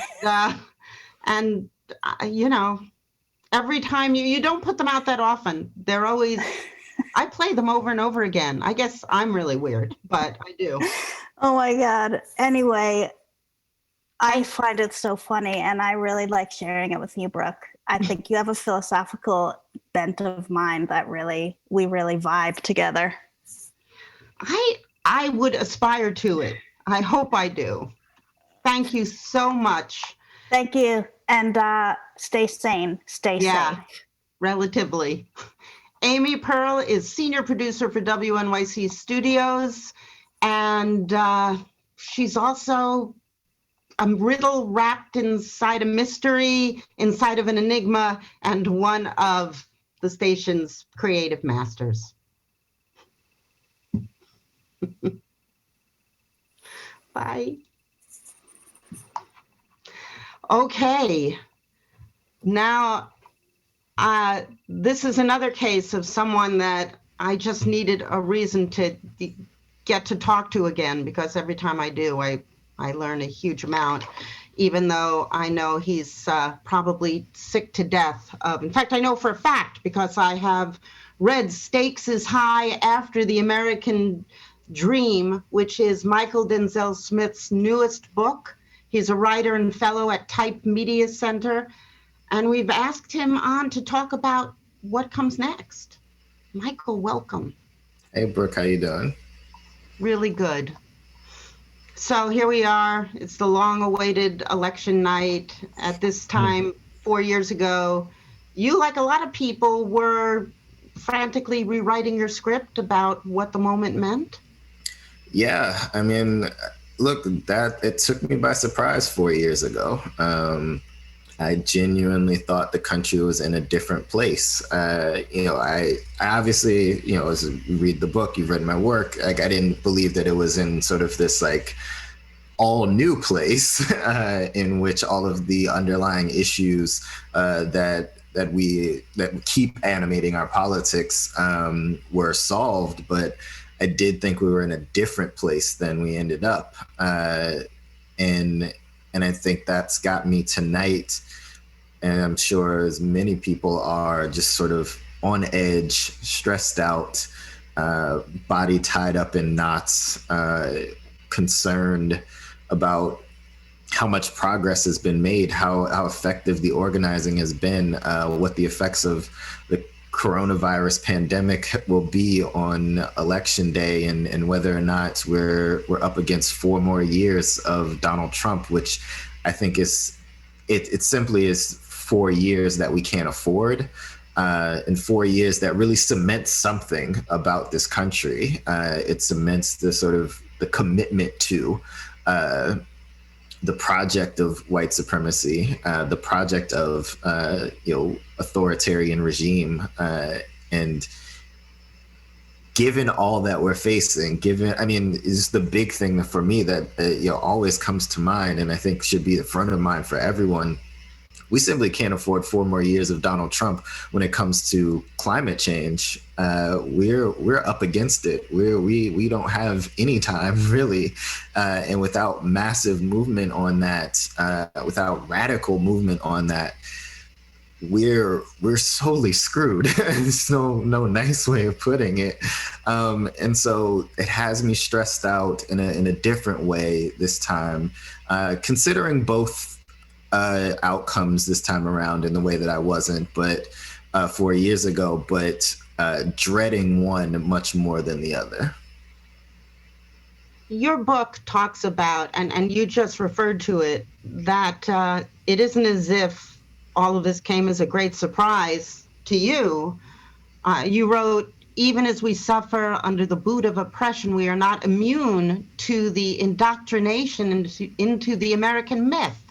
The promise of a free, equal, and just America in which your own destiny is completely under your control sounds wonderful.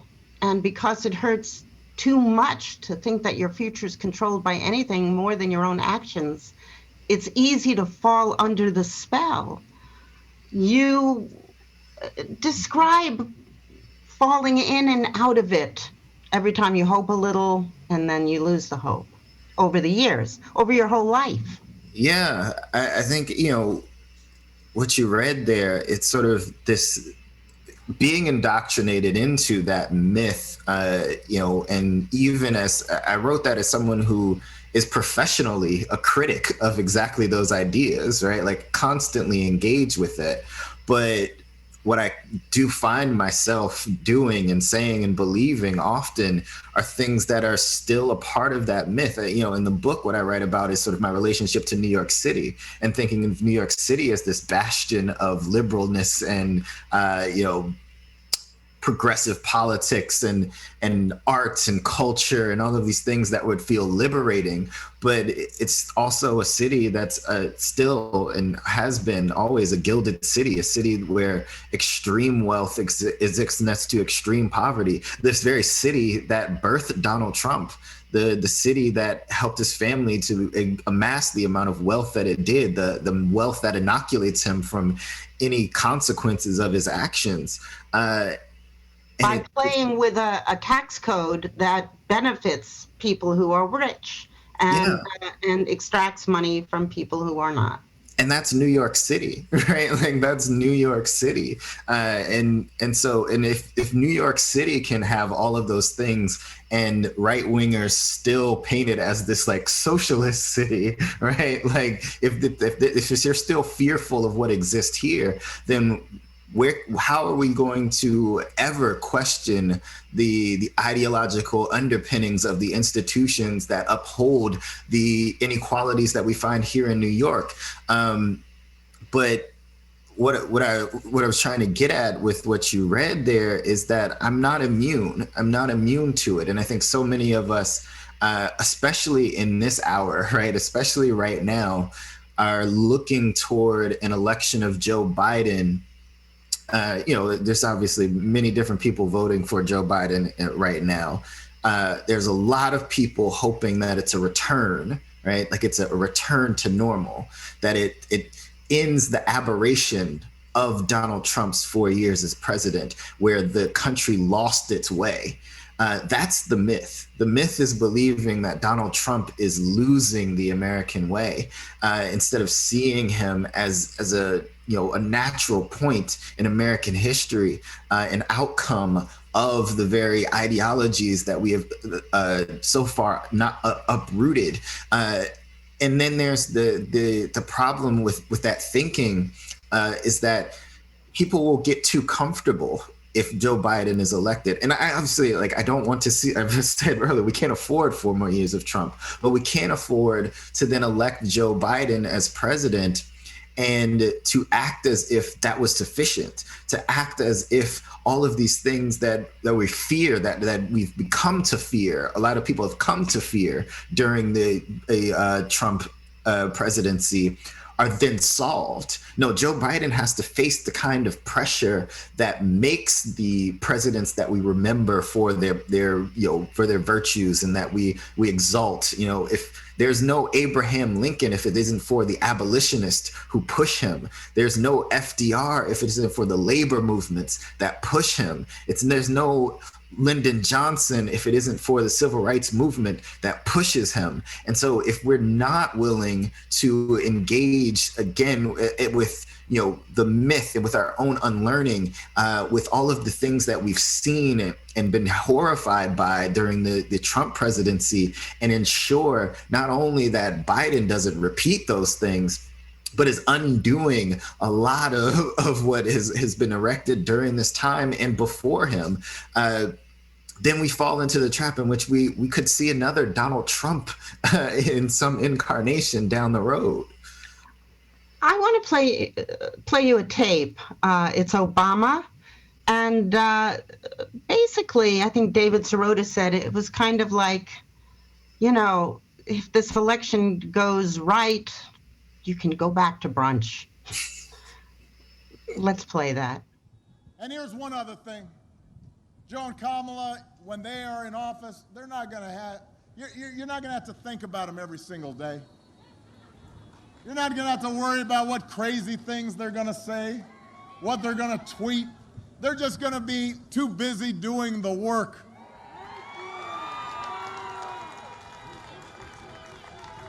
It just won't be so exhausting. You'll be able to go about your lives knowing that the president's not going to retweet conspiracy theories about secret cabals running the world.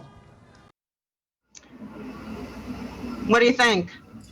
I mean, maybe that's the case. We don't have to worry about the president retweeting conspiracy theorists, but we should be paying attention to the work that the president and vice president will be doing. Right. I think that that's really important for us as citizens of this country, to be paying attention to the work that the president does. And it's because, that's the thing. If we're looking simply for a symbol, we're looking for a figurehead to project onto the idea of moral clarity, as opposed to dealing with policy, right? The things that they're in charge of, the actual impact that these things have on people's lives, then sure, you can listen to Obama there.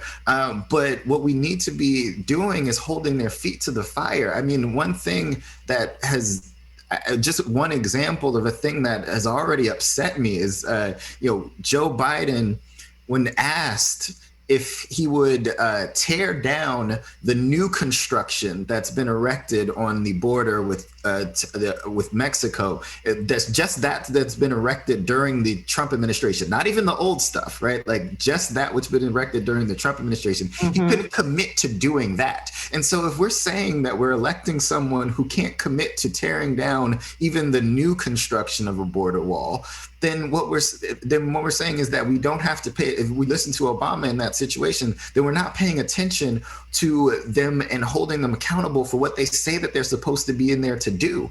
The idea of a unengaged citizenry is anti-democratic, right? Like that. This is the whole idea of self-governance, is that we are involved. People don't have a lot of time to be involved all the time, right? Like that's something else to be discussed, but we should be involved. We should be engaged. We should be talking about what they are doing every single day.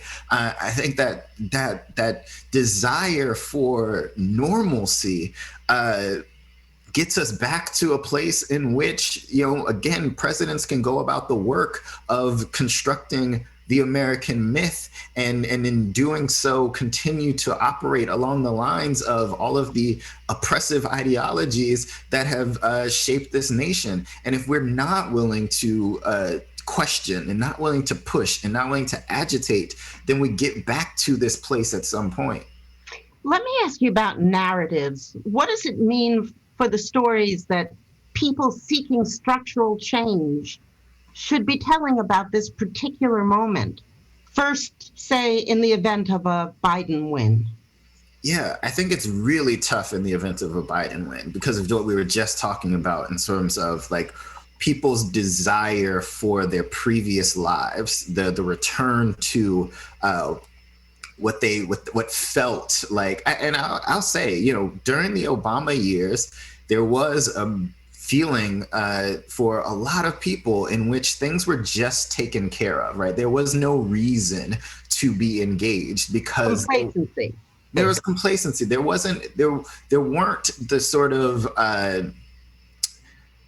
sort of things that you see under Trump or even during the Bush years where there were these sort of catastrophes, right? Like that felt like they were outside the norm, and that's the problem. And so in the event of a Joe Biden win, in order to win the things that we actually need, to address the problems that we actually need, the narrative has to be constructed that Donald Trump was not 4 years of an aberration, and what you have to be diligently fighting against that. Because I think that, in the event of a Trump win, there's an obvious boogeyman, there's an obvious evil, there's an obvious villain. The Biden win, I think, will be such a sigh of relief for so many people that they won't see a Biden presidency as an enemy that they need to engage, right? Like it is simply restoring an adult to the position of president in a way that they then will want to just trust that person's doing their job properly. That's the problem, right? I mean, if you address it in your book, it is the complacency of, white liberals who think they have all the right positions, but who don't put skin in the game. Isn't that fair? No, exactly. That's exactly that. And so the narrative for those folks to remain involved does have to then involve Trump, I think, to keep them engaged in any way that they've been engaged, and then to further that action. You have to continue to hammer home. Trump was not an aberration. Trump is a natural result of American history. We can repeat this. It is possible. And so that's the only way to move anything with regards to the actual policy level and politics on the ground is to construct that narrative and use the Trump presidency as the looming boogeyman for them. So how do you move past that? I mean, I still don't know. How do you, in stakes is high. You call bullshit on the American dream. You observe what liberal white folks call a crisis is the everyday condition of people that we have simply learned not to see. You wrote that your book is neither a political indictment nor an intervention in the public discourse over our priorities, nor a clarion call for revolution. You, who have been able to, as you write in the book, manage depression throughout your life, finally gave way to sadness in the last few years. And you wrote that at its core, quote, "The book is a desperate plea for community. I want to lose the dread. I know I cannot do it alone, but I also cannot do it with the American myth hanging overhead. Empires fall, nations end. What does not have to end is our commitment to one another."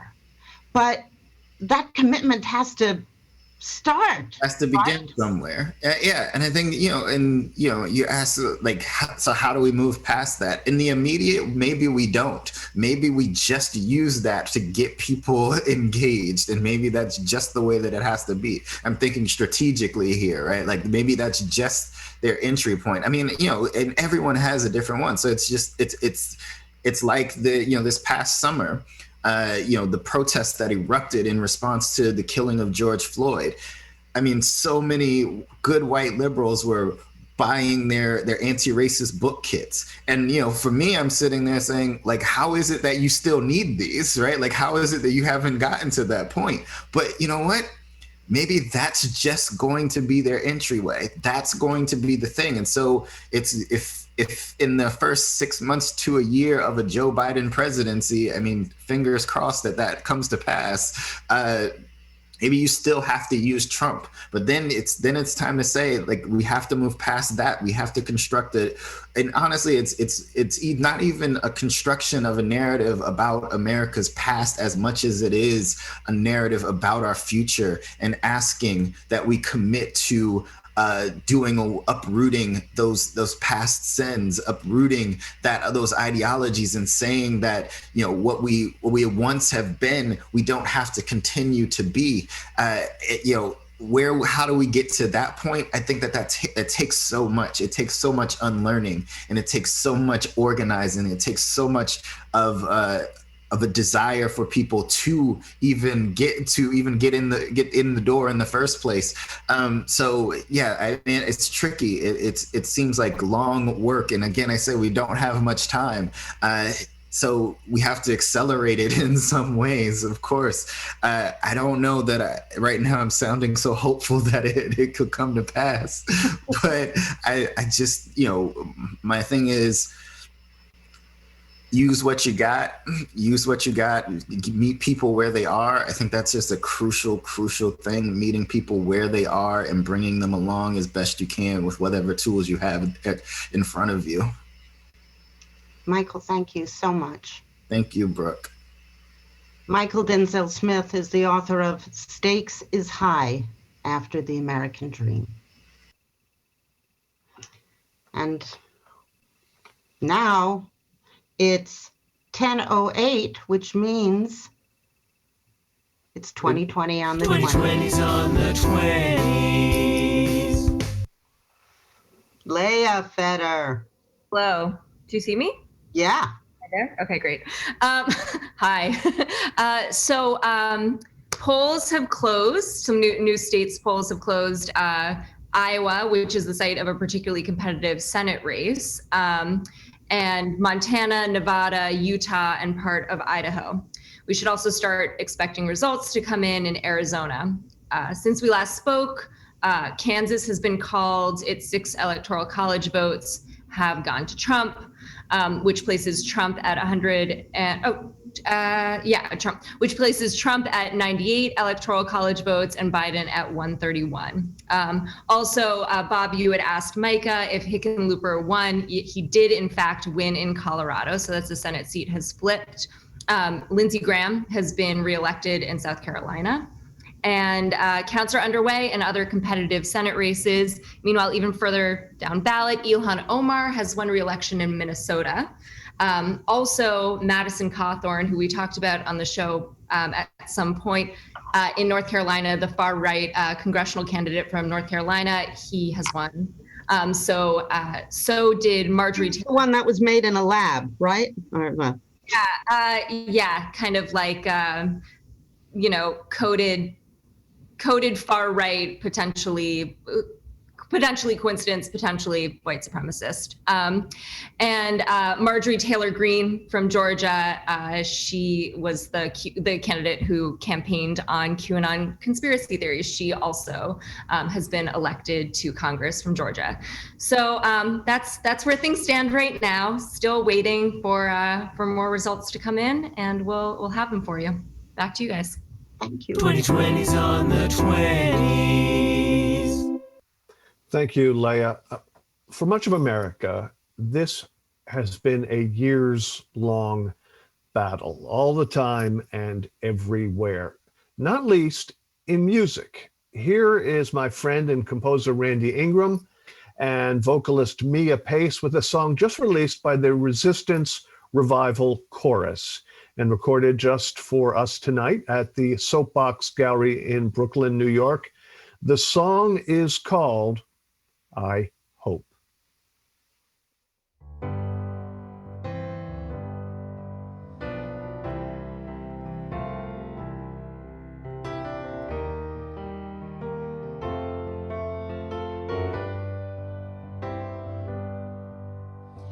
How could we ever come to this, you say?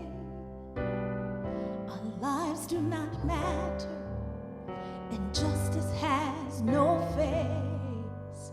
To study war and anger burns the fabric of our state, sends a message to our neighbors that we've fallen from the fray. It's a long road to walk on, and I don't know where it is, but I hope. And when I'm too tired to carry on, I don't know if you'll be there, but I hope. Dream on, dreamers, when the promises fade, it can only leave room for the great. And when you long for a hero, no need to look around. You will be one and the same. I said, fight on, brothers, to kneel or to stand. It's a power that's placed in your hands, yeah, yeah. And march on, sisters, you're never alone. Lift us up and carry us home. 'Cause it's a long road to walk on, and I don't know where it is, but I hope. And when I'm too tired to carry on, I don't know if you'll be there, but I hope. If you should stray or give up someday, I'll fight for you, yeah. And if I should fall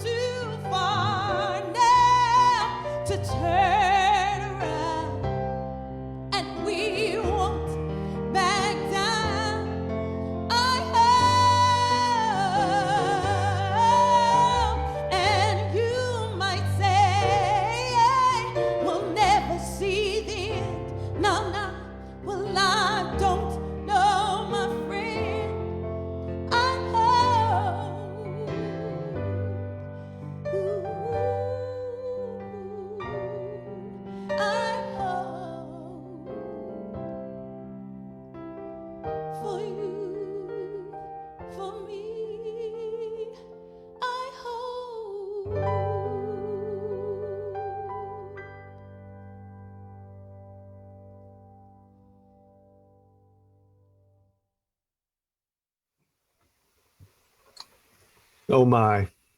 Randy Ingram and Meah Pace. The song is called I Hope. All right, it's time to revisit our special plebiscite correspondent, Mike Pesca, who is also the host of Slate's The Gist. Pesca, how is it going out there in the world of American democracy? I don't know. It depends how you define democracy, the results you want, or the process that we're invested in. Well said. I would just say in general, I heard your last guest, Mychal, talking about, if Biden wins, I don't know if much progress can even be made. He might not have to worry about that, is what I'm seeing and worrying and thinking about. Who knows? Do tell. Well, right now, let's not get too into needles, but, the New York Times election needle freaked everyone out last time. Now they've done only 3 states, and they were 3 early states that would pretty much be dispositive for Trump if he won: Florida, Georgia, and North Carolina. So if Biden won any of those states, you could say, wow, there's an overwhelming chance he'll win. But it doesn't look like, according to the New York Times needle, that any of these states will be won by Biden, right? So they say there's an 80-something% chance that Biden is going to lose all 3 states. Far from a disaster, but that's what they said. If you marry that, though, to that's Nate Cohn of the New York Times. You marry that to what Nate Silver of 538 says, that if his model knew that Trump was going to win Florida, which has been called by a number of networks, and Georgia and North Carolina, then that takes the probability of winning to more of a 50-50 shot of either side winning. So you add that all. North Carolina, we thought North Carolina was going to Biden. Yeah, but now I think what people thought, and the same is with Ohio, it's hard to know where all the results are coming from. But if the results are coming from the early vote, that's of course going to skew to Biden. If the results are coming from in person, that's going to skew to Trump. But it's not only that, it's specific counties. I follow Michael Bitzer, who is this excellent North Carolina political sage. And, he's noting that there's a county in North Carolina, Union County, which is heavily GOP, that hasn't even reported yet. So anyway, you add it all up. I'll just report what Nate Cohn of the New York Times says, that it's a pretty unlikely, I'll quote exactly what he has, what phrase in English he uses to describe the chance. He says it's quite unlikely. In fact, as I'm looking at it, it just shifted from quite unlikely Biden to pretty likely Trump. I think that might be a synonym. All right. He says that there's more than a 95% chance Trump wins North Carolina. So what I'm saying is you add up if Trump does win those states. And right now he says more than 95% chance Trump wins Florida, more than 95% chance Trump wins North Carolina, and an 84% chance, the New York Times says, that Trump wins Georgia. Nate Silver then says, well, if we knew that, we'd make the election a 50-50 election. So there's about an 81% chance that Trump wins all those states. When you multiply the 0.8 with the 0.5, I think we're now looking at a 60-40 election rather than the 89 to 11% chance that Nate Silver was touting. Mm-hmm. Mm-hmm. So Biden has missed a few of those short field goals, to use this is before the New York Times used needles, and it's when they used the NFL analogy about likelihood of defeat based on the poll numbers. What is at this moment Biden's path to victory? Well, it hasn't really changed. Any one of those states, like I said, if he won any one, you could just say, well, this thing's pretty much over. Just like if he wins Texas, which doesn't look likely, but is still out there, Trump really has no conceivable route.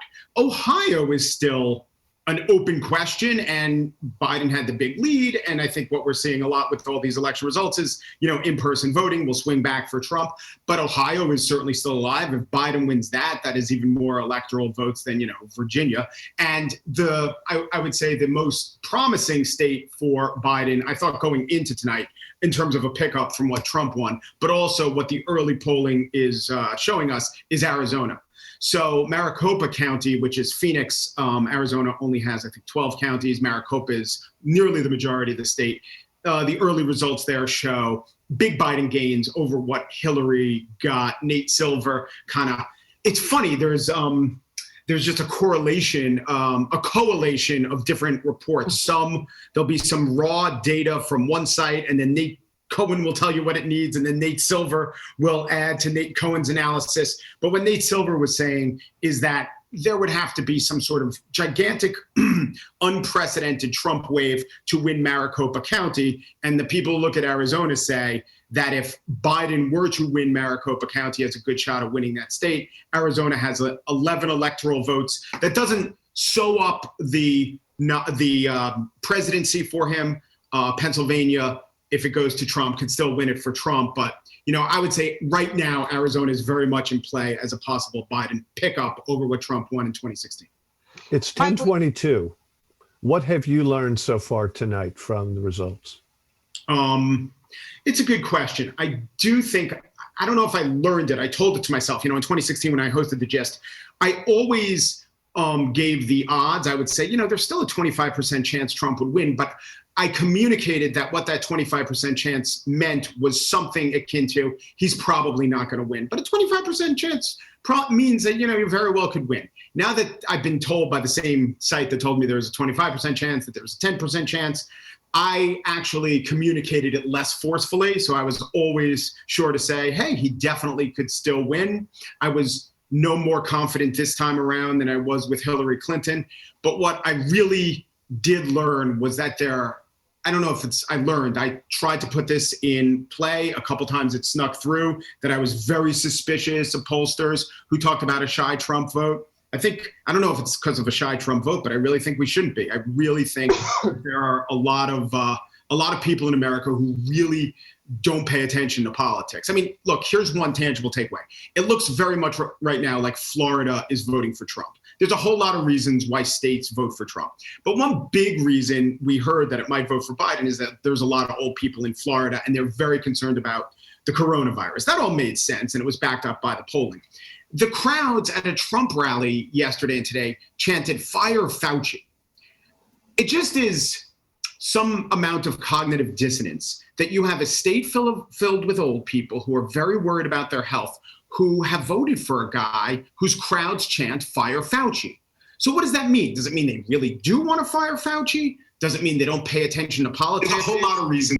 Or something along the lines of what I think it means is that what we take is like a serious development to bemoan, note, or at least chalk up to the realm of nonfiction. Maybe a lot of people don't think of it that way. They just think of it as theater insofar as they're paying attention to it too. Well, hold that thought, Mike. We're going to come right back to you, but it is 10:24, and you're well aware of Eastern Time, Mike. You live in it, and there is also Central Time and Mountain Time and Western Time, and there's Greenwich Mean Time, but there's also OTM time, and at OTM, 10:24 means 2020's on the 20th. Hi, Micah.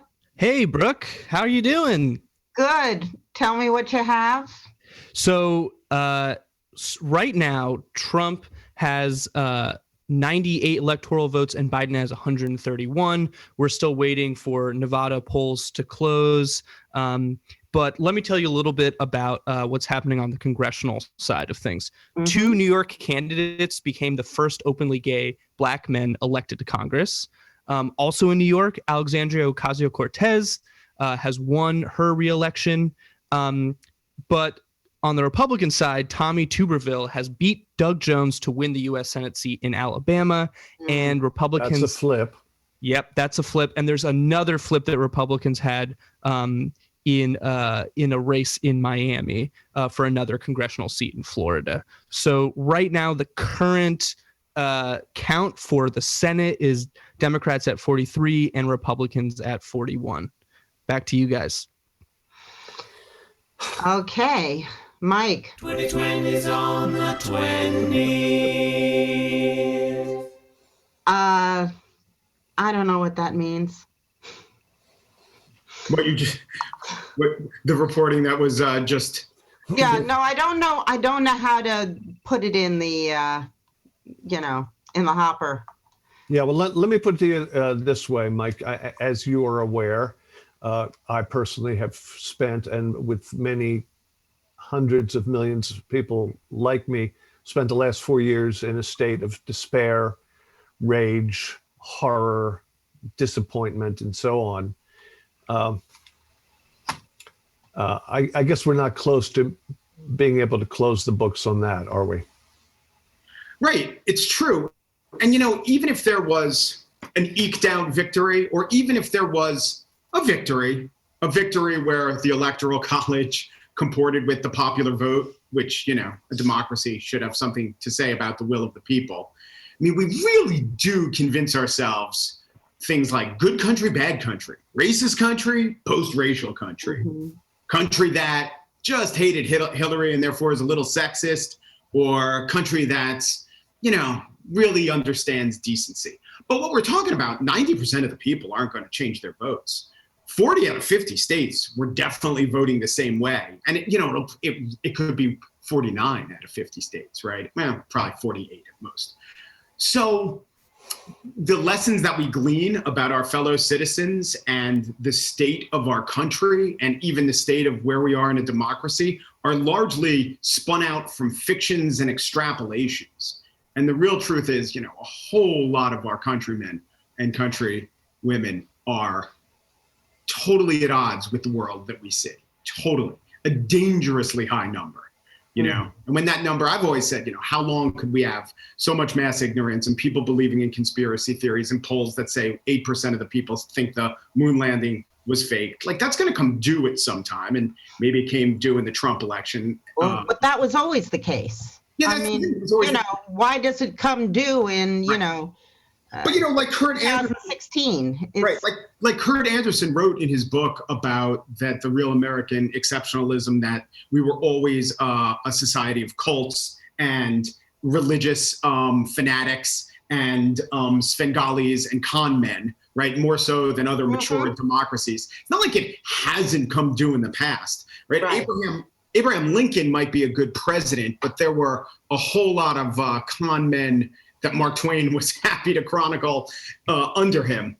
I do think on the show today, I did a whole spiel, which is what the big segment at the end of the show is called, about the election tells us things beyond who's going to win. And it tells us things like which electoral strategy was right, persuasion or turnout. It tells us things like who is the swing voter. It tells us things like what's more important, cosmopolitanism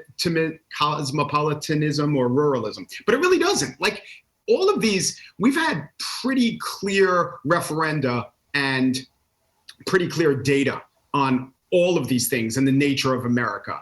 And if we think that the appalling stuff isn't true because, 52% of the time that side loses in the midterm elections, we're definitely fooling ourselves. So, so what do we take from that? That we live in two countries? Or I do have to say, I couldn't disagree. I understand, Mychal. I heard most of the interview. I understand his theory of the case. And his theory of the case is America is such a flawed place and such a backward place and pretty much such a wreck that what you need is a tear down. And the more that you get little incremental positive benefits, all you're doing is fooling yourself and delaying this necessary teardown. I got to say, I have 175 different degrees where I do think incrementally making progress imperfectly is the best a country of 330 million people could do. The greatest analogy was put forth by Barack Obama, who's my favorite president of my lifetime, who talked about turning the aircraft carrier around. Degrees. It's 330 million people. And one day you get gay marriage. And maybe a generation before, not only did you never think you could get that, you forget that you could get that. Right. And I don't know, but the thing is that the country has changed so much. So much has been torn down and reversed. And, another 4 years of that, it's not hard to have sympathy for the view that recovery may be out of reach. Yeah, I mean, this is what everyone another thing that Mychal was talking about, and you mentioned that, liberal white people don't really feel the pain as much. I mean, I think environmentally we all share it, although we all know that certainly inner city communities have higher rates of asthma and diabetes and all that, but on a global scale. So like, think about global warming and think about not being in the Paris Accords and think about what being in the Paris Accords, how little that would have done anyway. So yeah, maybe, the New York Times surveyed all 15 of their authors, columnists, and they all did a story about what's changed during the Trump administration.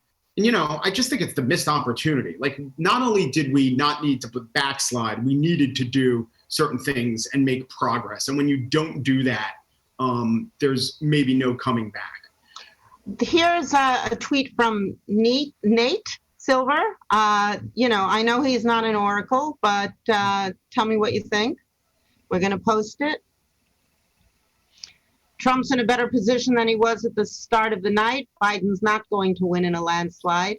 And Nate said earlier, that there's just a tiny fingernail of difference between a landslide in this case and, a narrow win. But there's still not a ton we know outside of Florida. And the data we do have is fairly mixed and not necessarily suggestive of as large a polling error elsewhere. Yeah, that's true. I can't disagree with him. Nate's theory of the case was that in 2016, they put forward a model and they took a lot of crap for it by the other models that, Princeton's model that said 99% chance. And he was always saying, no, Trump has a bigger chance than you think.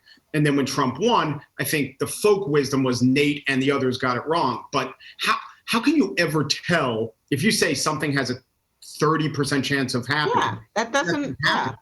How can you tell if you're wrong or the 30% chance came in, right? So I always gave Nate that benefit of the doubt. He showed the math. I understood what he was doing. This time around, the same thing happened, that people piled on him, his fellow prognosticators, and said he was being too conservative with his model again, right? He got into a fight with the economist guy who said, Nate's putting his finger on the scale to try to make it seem a little more plausible. Yeah. Well, what we do know for sure, Mike, if I understand you correctly, and if I read Nate's tweet correctly, is that while it's uncertain still what the results of this election will be, that aircraft carrier has not lurched dramatically to the left. Yeah. It's off the Obama course for sure. The aircraft carrier turns out not to be a cigarette boat. It really is an aircraft carrier. And we weren't going to get a landslide. And a landslide, looking at the numbers, was in the offing, but, reading where the country really is, it's not. All right, Mike. Thank you very much. Perhaps events will play out that we speak again. All right. Mike Pesca is our U.S. Navy correspondent and also co-host of The Gist. Ahoy! You should really, really watch, listen to. The Gist is brilliant. Now then, Zandra Ellen is the author of the weekly On the Media newsletter, and we've invited her on to explain how you can, and really why you must subscribe. Zandra, welcome to Imprecision 2020. Thank you so much for having me. I'm so happy to be here. The happy is ours. All right, you are a very lovely person. Thank you, Bob. And highly intelligent. And thank you, Bob. Bob, this is getting worse and worse. Bob, careful. And yet, this is embarrassing. Stand by. The most distinguishing characteristic of the OTM newsletter is as follows. Zandra, what? Where did that come from? How did your mind get to that place? That connection, that sequence. I guess what I'm asking you, Zandra, is are you a narrative genius, or do you maybe just have some sort of condition? Right. So I think that's a really important question to be asking on this night. I think that the newsletter really is a window into my psyche, which is often kind of operating at sort of a very neurotic level. So I don't think that it's necessarily genius. I think that it actually is just like these are the logical. It is so unexpected. It is so hard to be surprised these days by anything. And your newsletter, where you go with it, the kind of stream of consciousness combined with craft that you employ is it's always a delight. It's weird after that conversation to be having this light conversation, but it truly has been a source of joy, not just to us, but to everyone who reads it, because it's so freaking peculiar. While not just peculiar, Brooke, peculiar while also summarizing the week's show segments, talking about our podcast extra feeds, talking about what we've been reading, what we've liked and not liked. And, and then of course, as a bonus, Xandra's symptomology. So it is like no other document, as far as I'm concerned, in the history of epistolary literature. And we are thrilled. So if someone were of a mind to sign up for the OTM newsletter, what would that person do? Just one sec. Yeah. Sandra, can you tell me where Luna, the 2020 American Girl doll, came from? Oh, yeah, sure. So this is one newsletter that I wrote a little while ago, which you can subscribe to at onthemedia.org/newsletter. And the idea came from, oh, there she is. There's my Luna.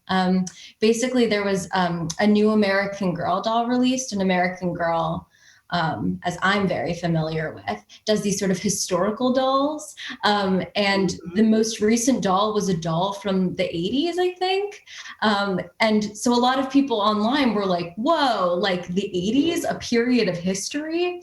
I was kind of like, well, we're kind of living through history right now. So I'm curious to imagine what an American Girl doll of this era might look like. And I think that she might look a little something like Luna, who is an Antifa Visco girl turned Antifa activist. Yeah. Again, that's on the this is history too, right? And there are outfits. I mean, it's really everything you need to build out your American Girl collection. Absolutely. I mean, and we all need as much as we can possibly take to build out our American Girl doll collection. That's what I'm always saying. Sandra, did you ever get a hat? Did I ever make you one? No. I'm going to. You've never made me a hat. You've never made me a hat, but This is one Brooke made for me. No, I did not make that.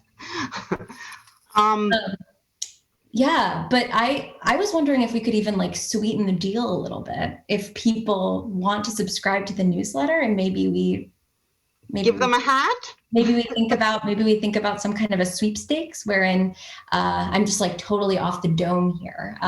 Like a quid pro crochet. It's kind of yikes. But yeah, like maybe if you subscribe to the newsletter at onthemedia.org/newsletter, maybe you'll be entered into like a raffle, and maybe you could win a hat, and maybe we'll give away 3 of them. Sure. Is that too much pressure? I made so many just during this program. Here's one that I made. Wait, you just wait, what? Brooke, you're so fast. But yeah, no, I would love that. And so then on top of getting a hat, you also get a newsletter. Sounds great. Are you guys listening? Do it. Do it. Onthemedia.org/ I'll be glad you did. Yeah. It's really weird. And I think you'll like it. Sandra, thank you very much. Thanks so much, Bob and Brooke. I'm so happy to see you. I'm so happy to see you too. Have a good rest of your night. Thanks. Bye. Bye. Sandra Ellen writes the On the Media newsletter, which you ought to sign up for at onthemedia.org/newsletter, like now. And in the meantime, let's check in with Leah for 2020 on the 20s. 2020's on the 20s. What you got? Hi, Brooke. How you doing? Since we last spoke, Trump has been projected to win Missouri's 10 electoral votes. This places Trump at 108, Biden at 131, 299 remain. Not seeing a landslide of any kind tonight. And in fact, we're probably not going to be seeing results tonight. In Wisconsin, the governor said that he expects to know results. He expects to deliver results maybe later tonight, maybe tomorrow morning. Michigan and Pennsylvania, we're looking at a deadline of around November 4th. That's where we're at. All right. And have you, I'm sorry to put you on the spot because I know you were paying attention on this 20-minute cycle to the presidential votes. Is there any news on the composition of the U.S. Senate? No, I mean, new Senate races have come in, but not ones that change anything. None of the hotly contested races. So nobody's flipped yet, and we'll see. All righty. Thank you so much, Leah. Yeah. Back to you guys. Have a great night. Bye. 2020's on the 20s. Okay. This is something I've really been looking forward to. Cécile McLorin Salvant is a vocalist. I think the greatest living American vocalist today. She's also a composer and a visual artist and a recent Genius Grant winner. And Sullivan Fortner is a composer and a pianist. And I'm so happy to see you both. So glad you're here. I know that we put you at the end, Cécile, because we wanted you. We don't know. We don't know, but we're sort of on a precipice. And you know, how have you been taking the night? We've been between watching a red map on CNN and watching The Matrix. And I'm feeling the jitters. This is how I felt the last time too. The jitters are starting to I'm trembling. I don't know. I'm like, I don't know if I'm excited or terrified. And I think a lot of people are feeling that way. Mm-hmm. Sullivan? Yeah, the same. I'm still digesting food. I cooked today, so I made Fair enough. So I'm like up to here with food. So yeah. Well, you know, that's probably the way. There's probably a lot of. In fact, I read somewhere that ice cream has vanished off of the shelves because of the tension of this moment. Ice cream is a kind of national barometer, I think, and that and maybe steak for the carnivores. And, you know, this is an ice cream kind of a night, I guess. Yeah. Ice cream and whiskey. And whiskey. Or a delicious cocktail. Which, when I see you, I will make for you. What have you picked to sing tonight? So initially, can I say that we initially picked a song called Goodbye? Mm-hmm. But now we're picking a song called If I Should Lose You. Sounds good.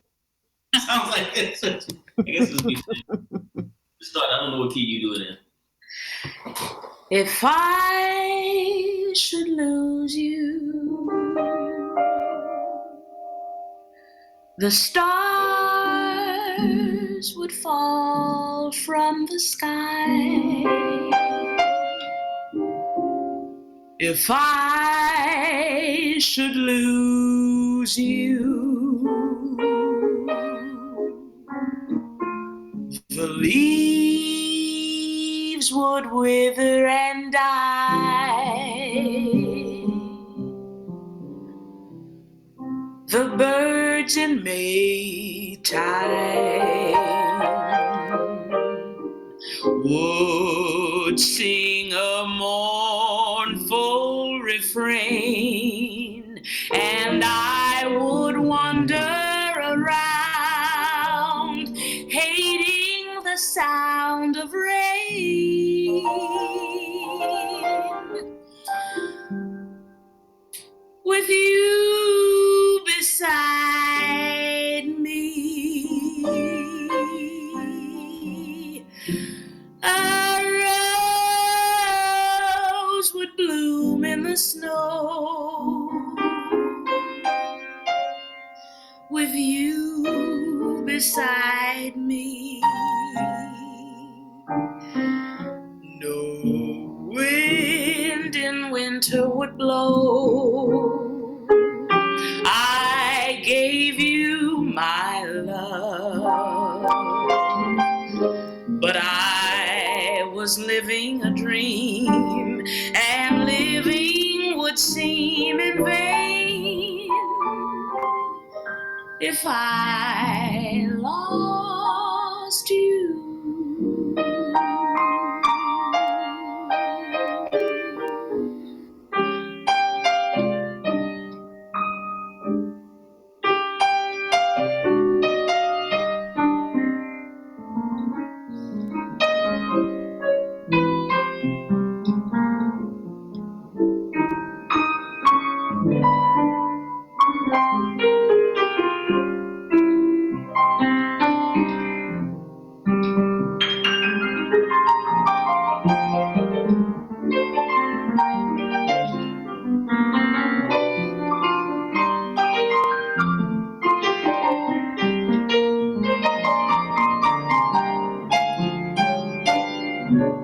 Let's go higher.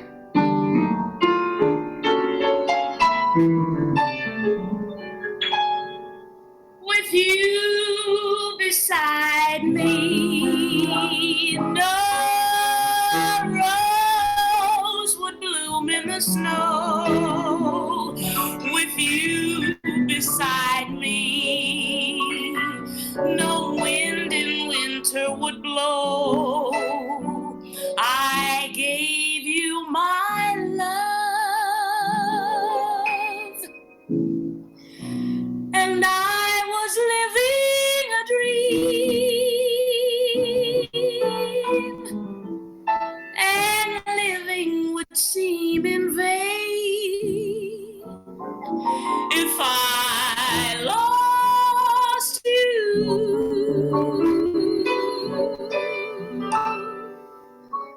Living would seem in vain if I should lose you.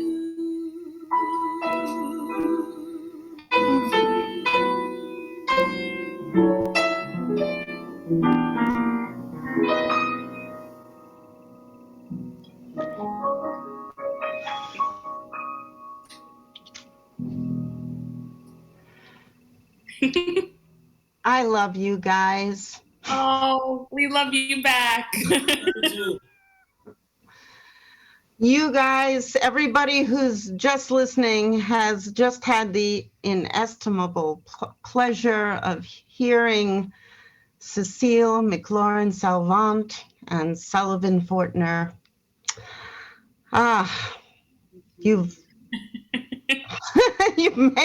you have offered just the touch of redemption when we need it the most. So thank you guys so very much. And Thank for you for having being towards the end here.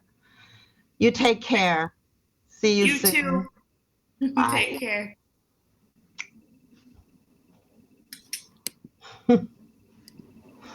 Just lovely. Just lovely. Well, Brooke, we promised that we would take questions from the audience, from our fans and other interested parties on any subject under the sun. And so we're going to take a few minutes now to address some of those questions and maybe even answer them. So I propose that we take turns reading them aloud to one another, and then just sort of see what happens. Well, we should pick ones that we know how to answer. For instance, someone says, "What do we tell our kids? How do we break this divided nation down in a way that..." It's not finished, this question, but I think it probably ends with, that doesn't fill them with sorrow and hopelessness for the future, or something along those lines. And I don't feel qualified to answer that. I feel the question, but I don't know how to answer it.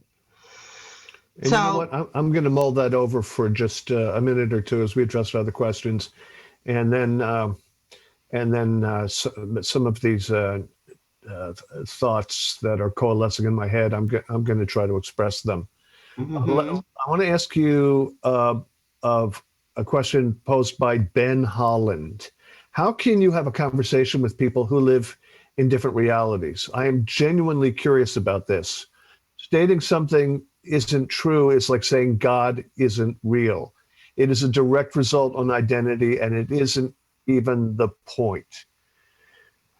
What do you say? I know I'm going to make people drink right now, but it's a zeitgeist question if ever there was one.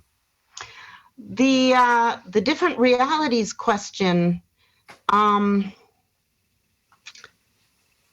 do know that from everything that we've read, because we do live in our bubbles, is that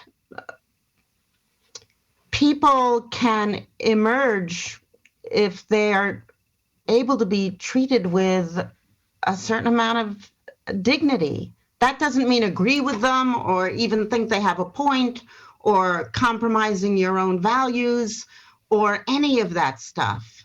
But I think mockery has not been a friend to this process. I think there's anguish behind the denial of reality, and there's pain and there's resentment, and the less we can do to compound it, the better.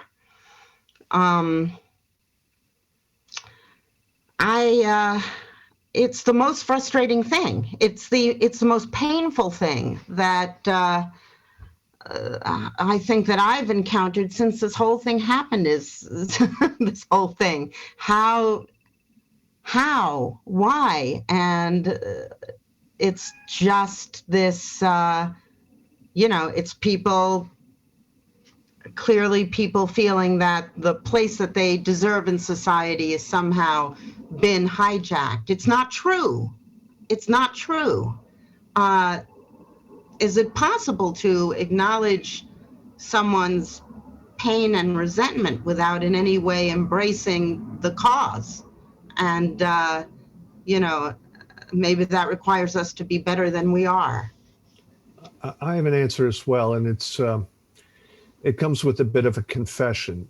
As you know, I've been working for the last several years in the democracy space on a project called the Purple Project for Democracy. And there is a subset of the democracy movement, which is all about civil dialogue, about reaching across the aisle, about having conversations with people with whom we might disagree.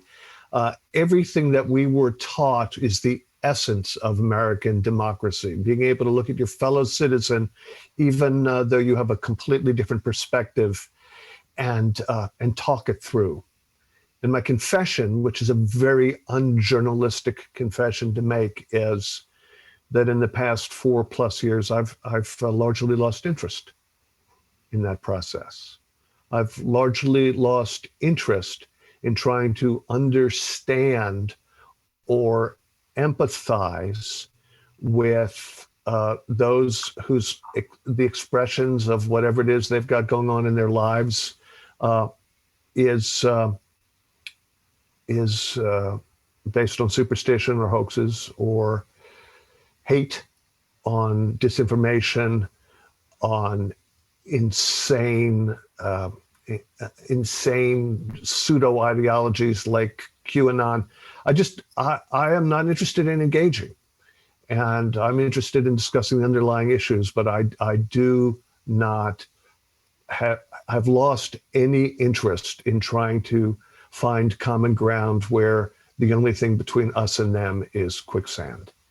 I'm out of that business. Yeah, I'm not. I am not. And this goes back to the argument that we had 4 years ago, which relates to the question, 4 years later, how do Brooke and Bob feel about Bob's ship of fools comment on the 2016 election morning after production meeting? And I feel that my position, maybe I didn't express it well, has been misunderstood. My point was to try and figure out why. Josh Levenger sent us a question simply, why? That has been my quest all along, not to even try to empathize, but I want to understand. It's a puzzle. It's inexplicable, except that as we've gone through the last 4 years, we understand how the kind of media that is in place has created a place where the bubbles have become, almost like impenetrable titanium spheres that simply, can't be accessed. And there are other reasons, but I am still obsessed with the why of it, not finding common ground, but I want to understand why. Otherwise, I fear we are consigned to the same nightmare of hatred and potential violence and people living in fantasies that encroach on other people's safety. I mean, I see it as an issue of absolute security, that we get a handle on this thing. And,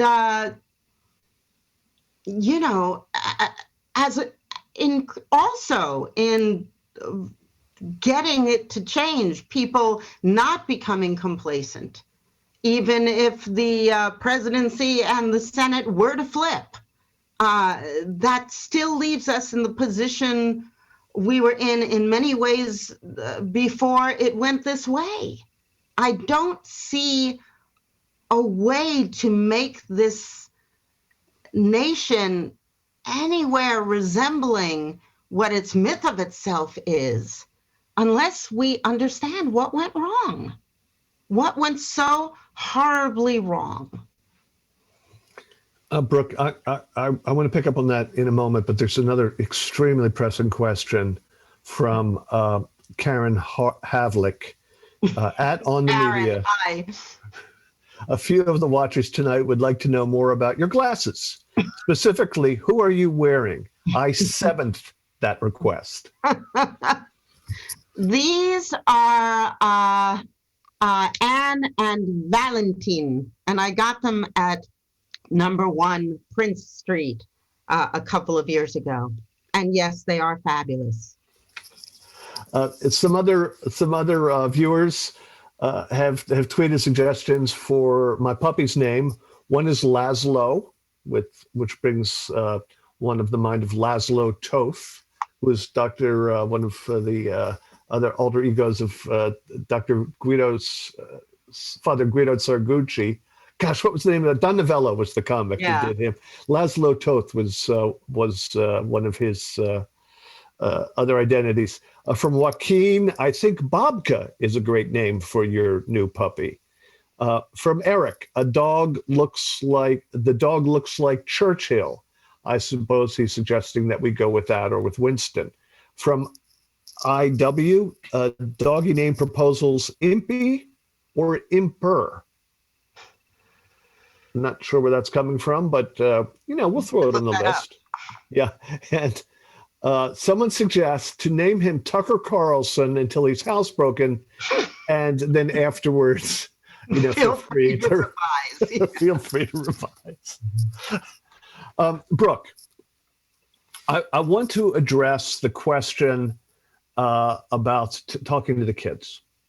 And at the same time, an even more specific question from Ian Depew, who says, how depressed is Bob by the fact that Trump is even still in the running at this point in the evening at 11:01 on Election Day 2020. You talked about Ship of Fools. What I was trying in my anguish to say that day 4 years ago was that I believed that we were headed as the media and as a society into a future, which I imagined as a fascistic future, with unsupportable optimism about where the future would take us. That all of the signs were for something horrendous to happen. And that I believe that we were passengers. It was not a reference to the Greek Ship of Fools, but to the novel and the film by, oh my gosh, I'm losing. Doesn't matter. Yeah, but in any event, about people returning to Germany in the 30s on a ship, thinking that everything was going to be just all right, because after all, Germany, this extraordinarily modern and diverse society that had so accepted that, in which Jews had so prospered, and which democracy was so ingrained. Yeah, well, how did that work out? I feared we were aboard the Ship of Fools. But here we are today, to Mike's point, in an election that is not going to end with a landslide. And the difference is we have had 4 years after that ship has docked and after we've re-entered the society. So we've been 4 years here after getting off of that ship. And we can no longer say that we were overly optimistic, or that we simply didn't understand the implications, or that we couldn't see a future so dark because, after all, how could we? No, we're 4 years into this. And the fact that it is not a landslide against Donald Trump tells me that's who we are.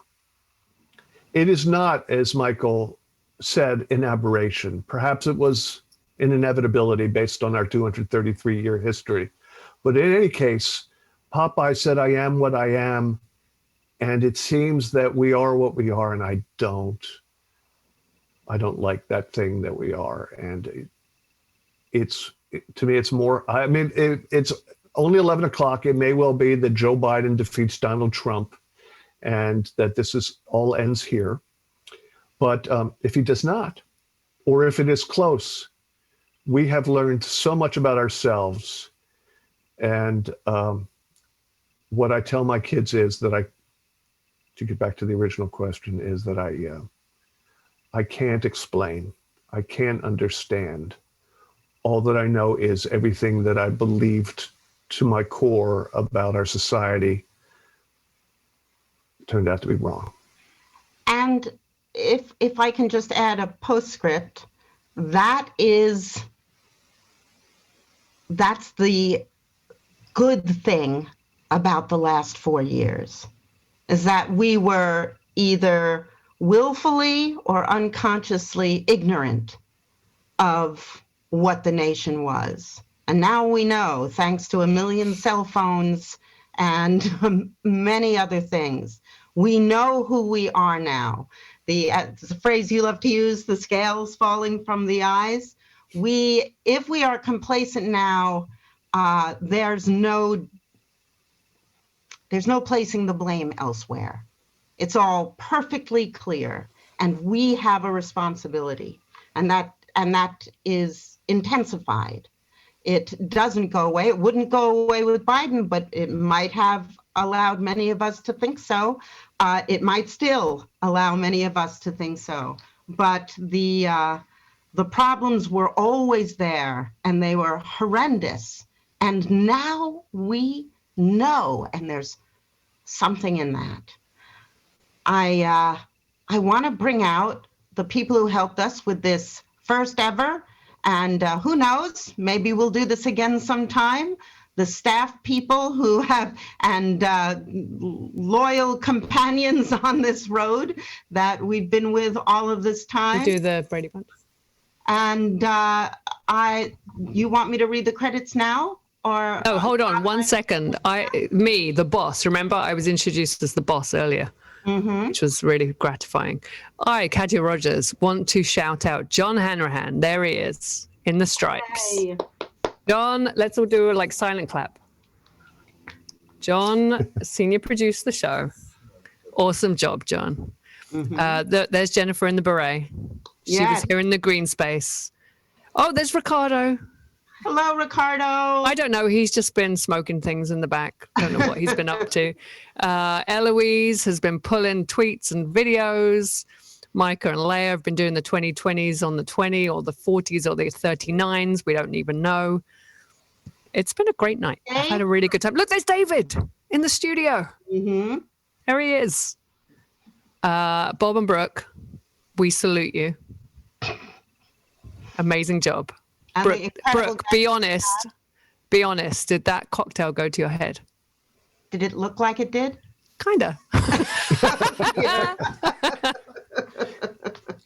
We will have more to say about all of what we've discussed tonight in our midweek podcast extra, and of course on next weekend's show. But for now, the digital curtains for Imprecision 2020 are about to close. On the Media is produced by Lana Casanova-Burgess, Michael Lowinger, Leah Fetter, John Hanrahan, and Eloise Blondio, with help from Ava Sassani. Our technical director is Jennifer Munson, without whom we simply could not survive. Our newsletter is written by your new friend, Sandra Ellen, and our show is edited. Take a bow, everyone. Come on, do it. Brooke. Katya Rogers is OTM's executive producer. The executive producer of The Green Space is Jennifer Sendro. This program was engineered by Ricardo Fernandez and David McLean with help from Eric Weber, Cam Tompkins, Sashi Azura, Utsuki, I'm so sorry, Utsuki Otska, and Ali Pinnell. Our Imprecision 2020 music was composed by Jesse Brenneman, and our graphics were designed by Sahar Baharlu. We had more help from Kim Nowacki, Liz Weber, Dan Fischette, Millie Christy Dervaux. I'm so sorry, guys. I've just never said your names before on the air. Theodora Kuslan, Mary Krogh, Celia Muller, and Juan Escalante. I'm Brooke Gladstone. And I'm Bob Garfield. Good night. Bye, everyone.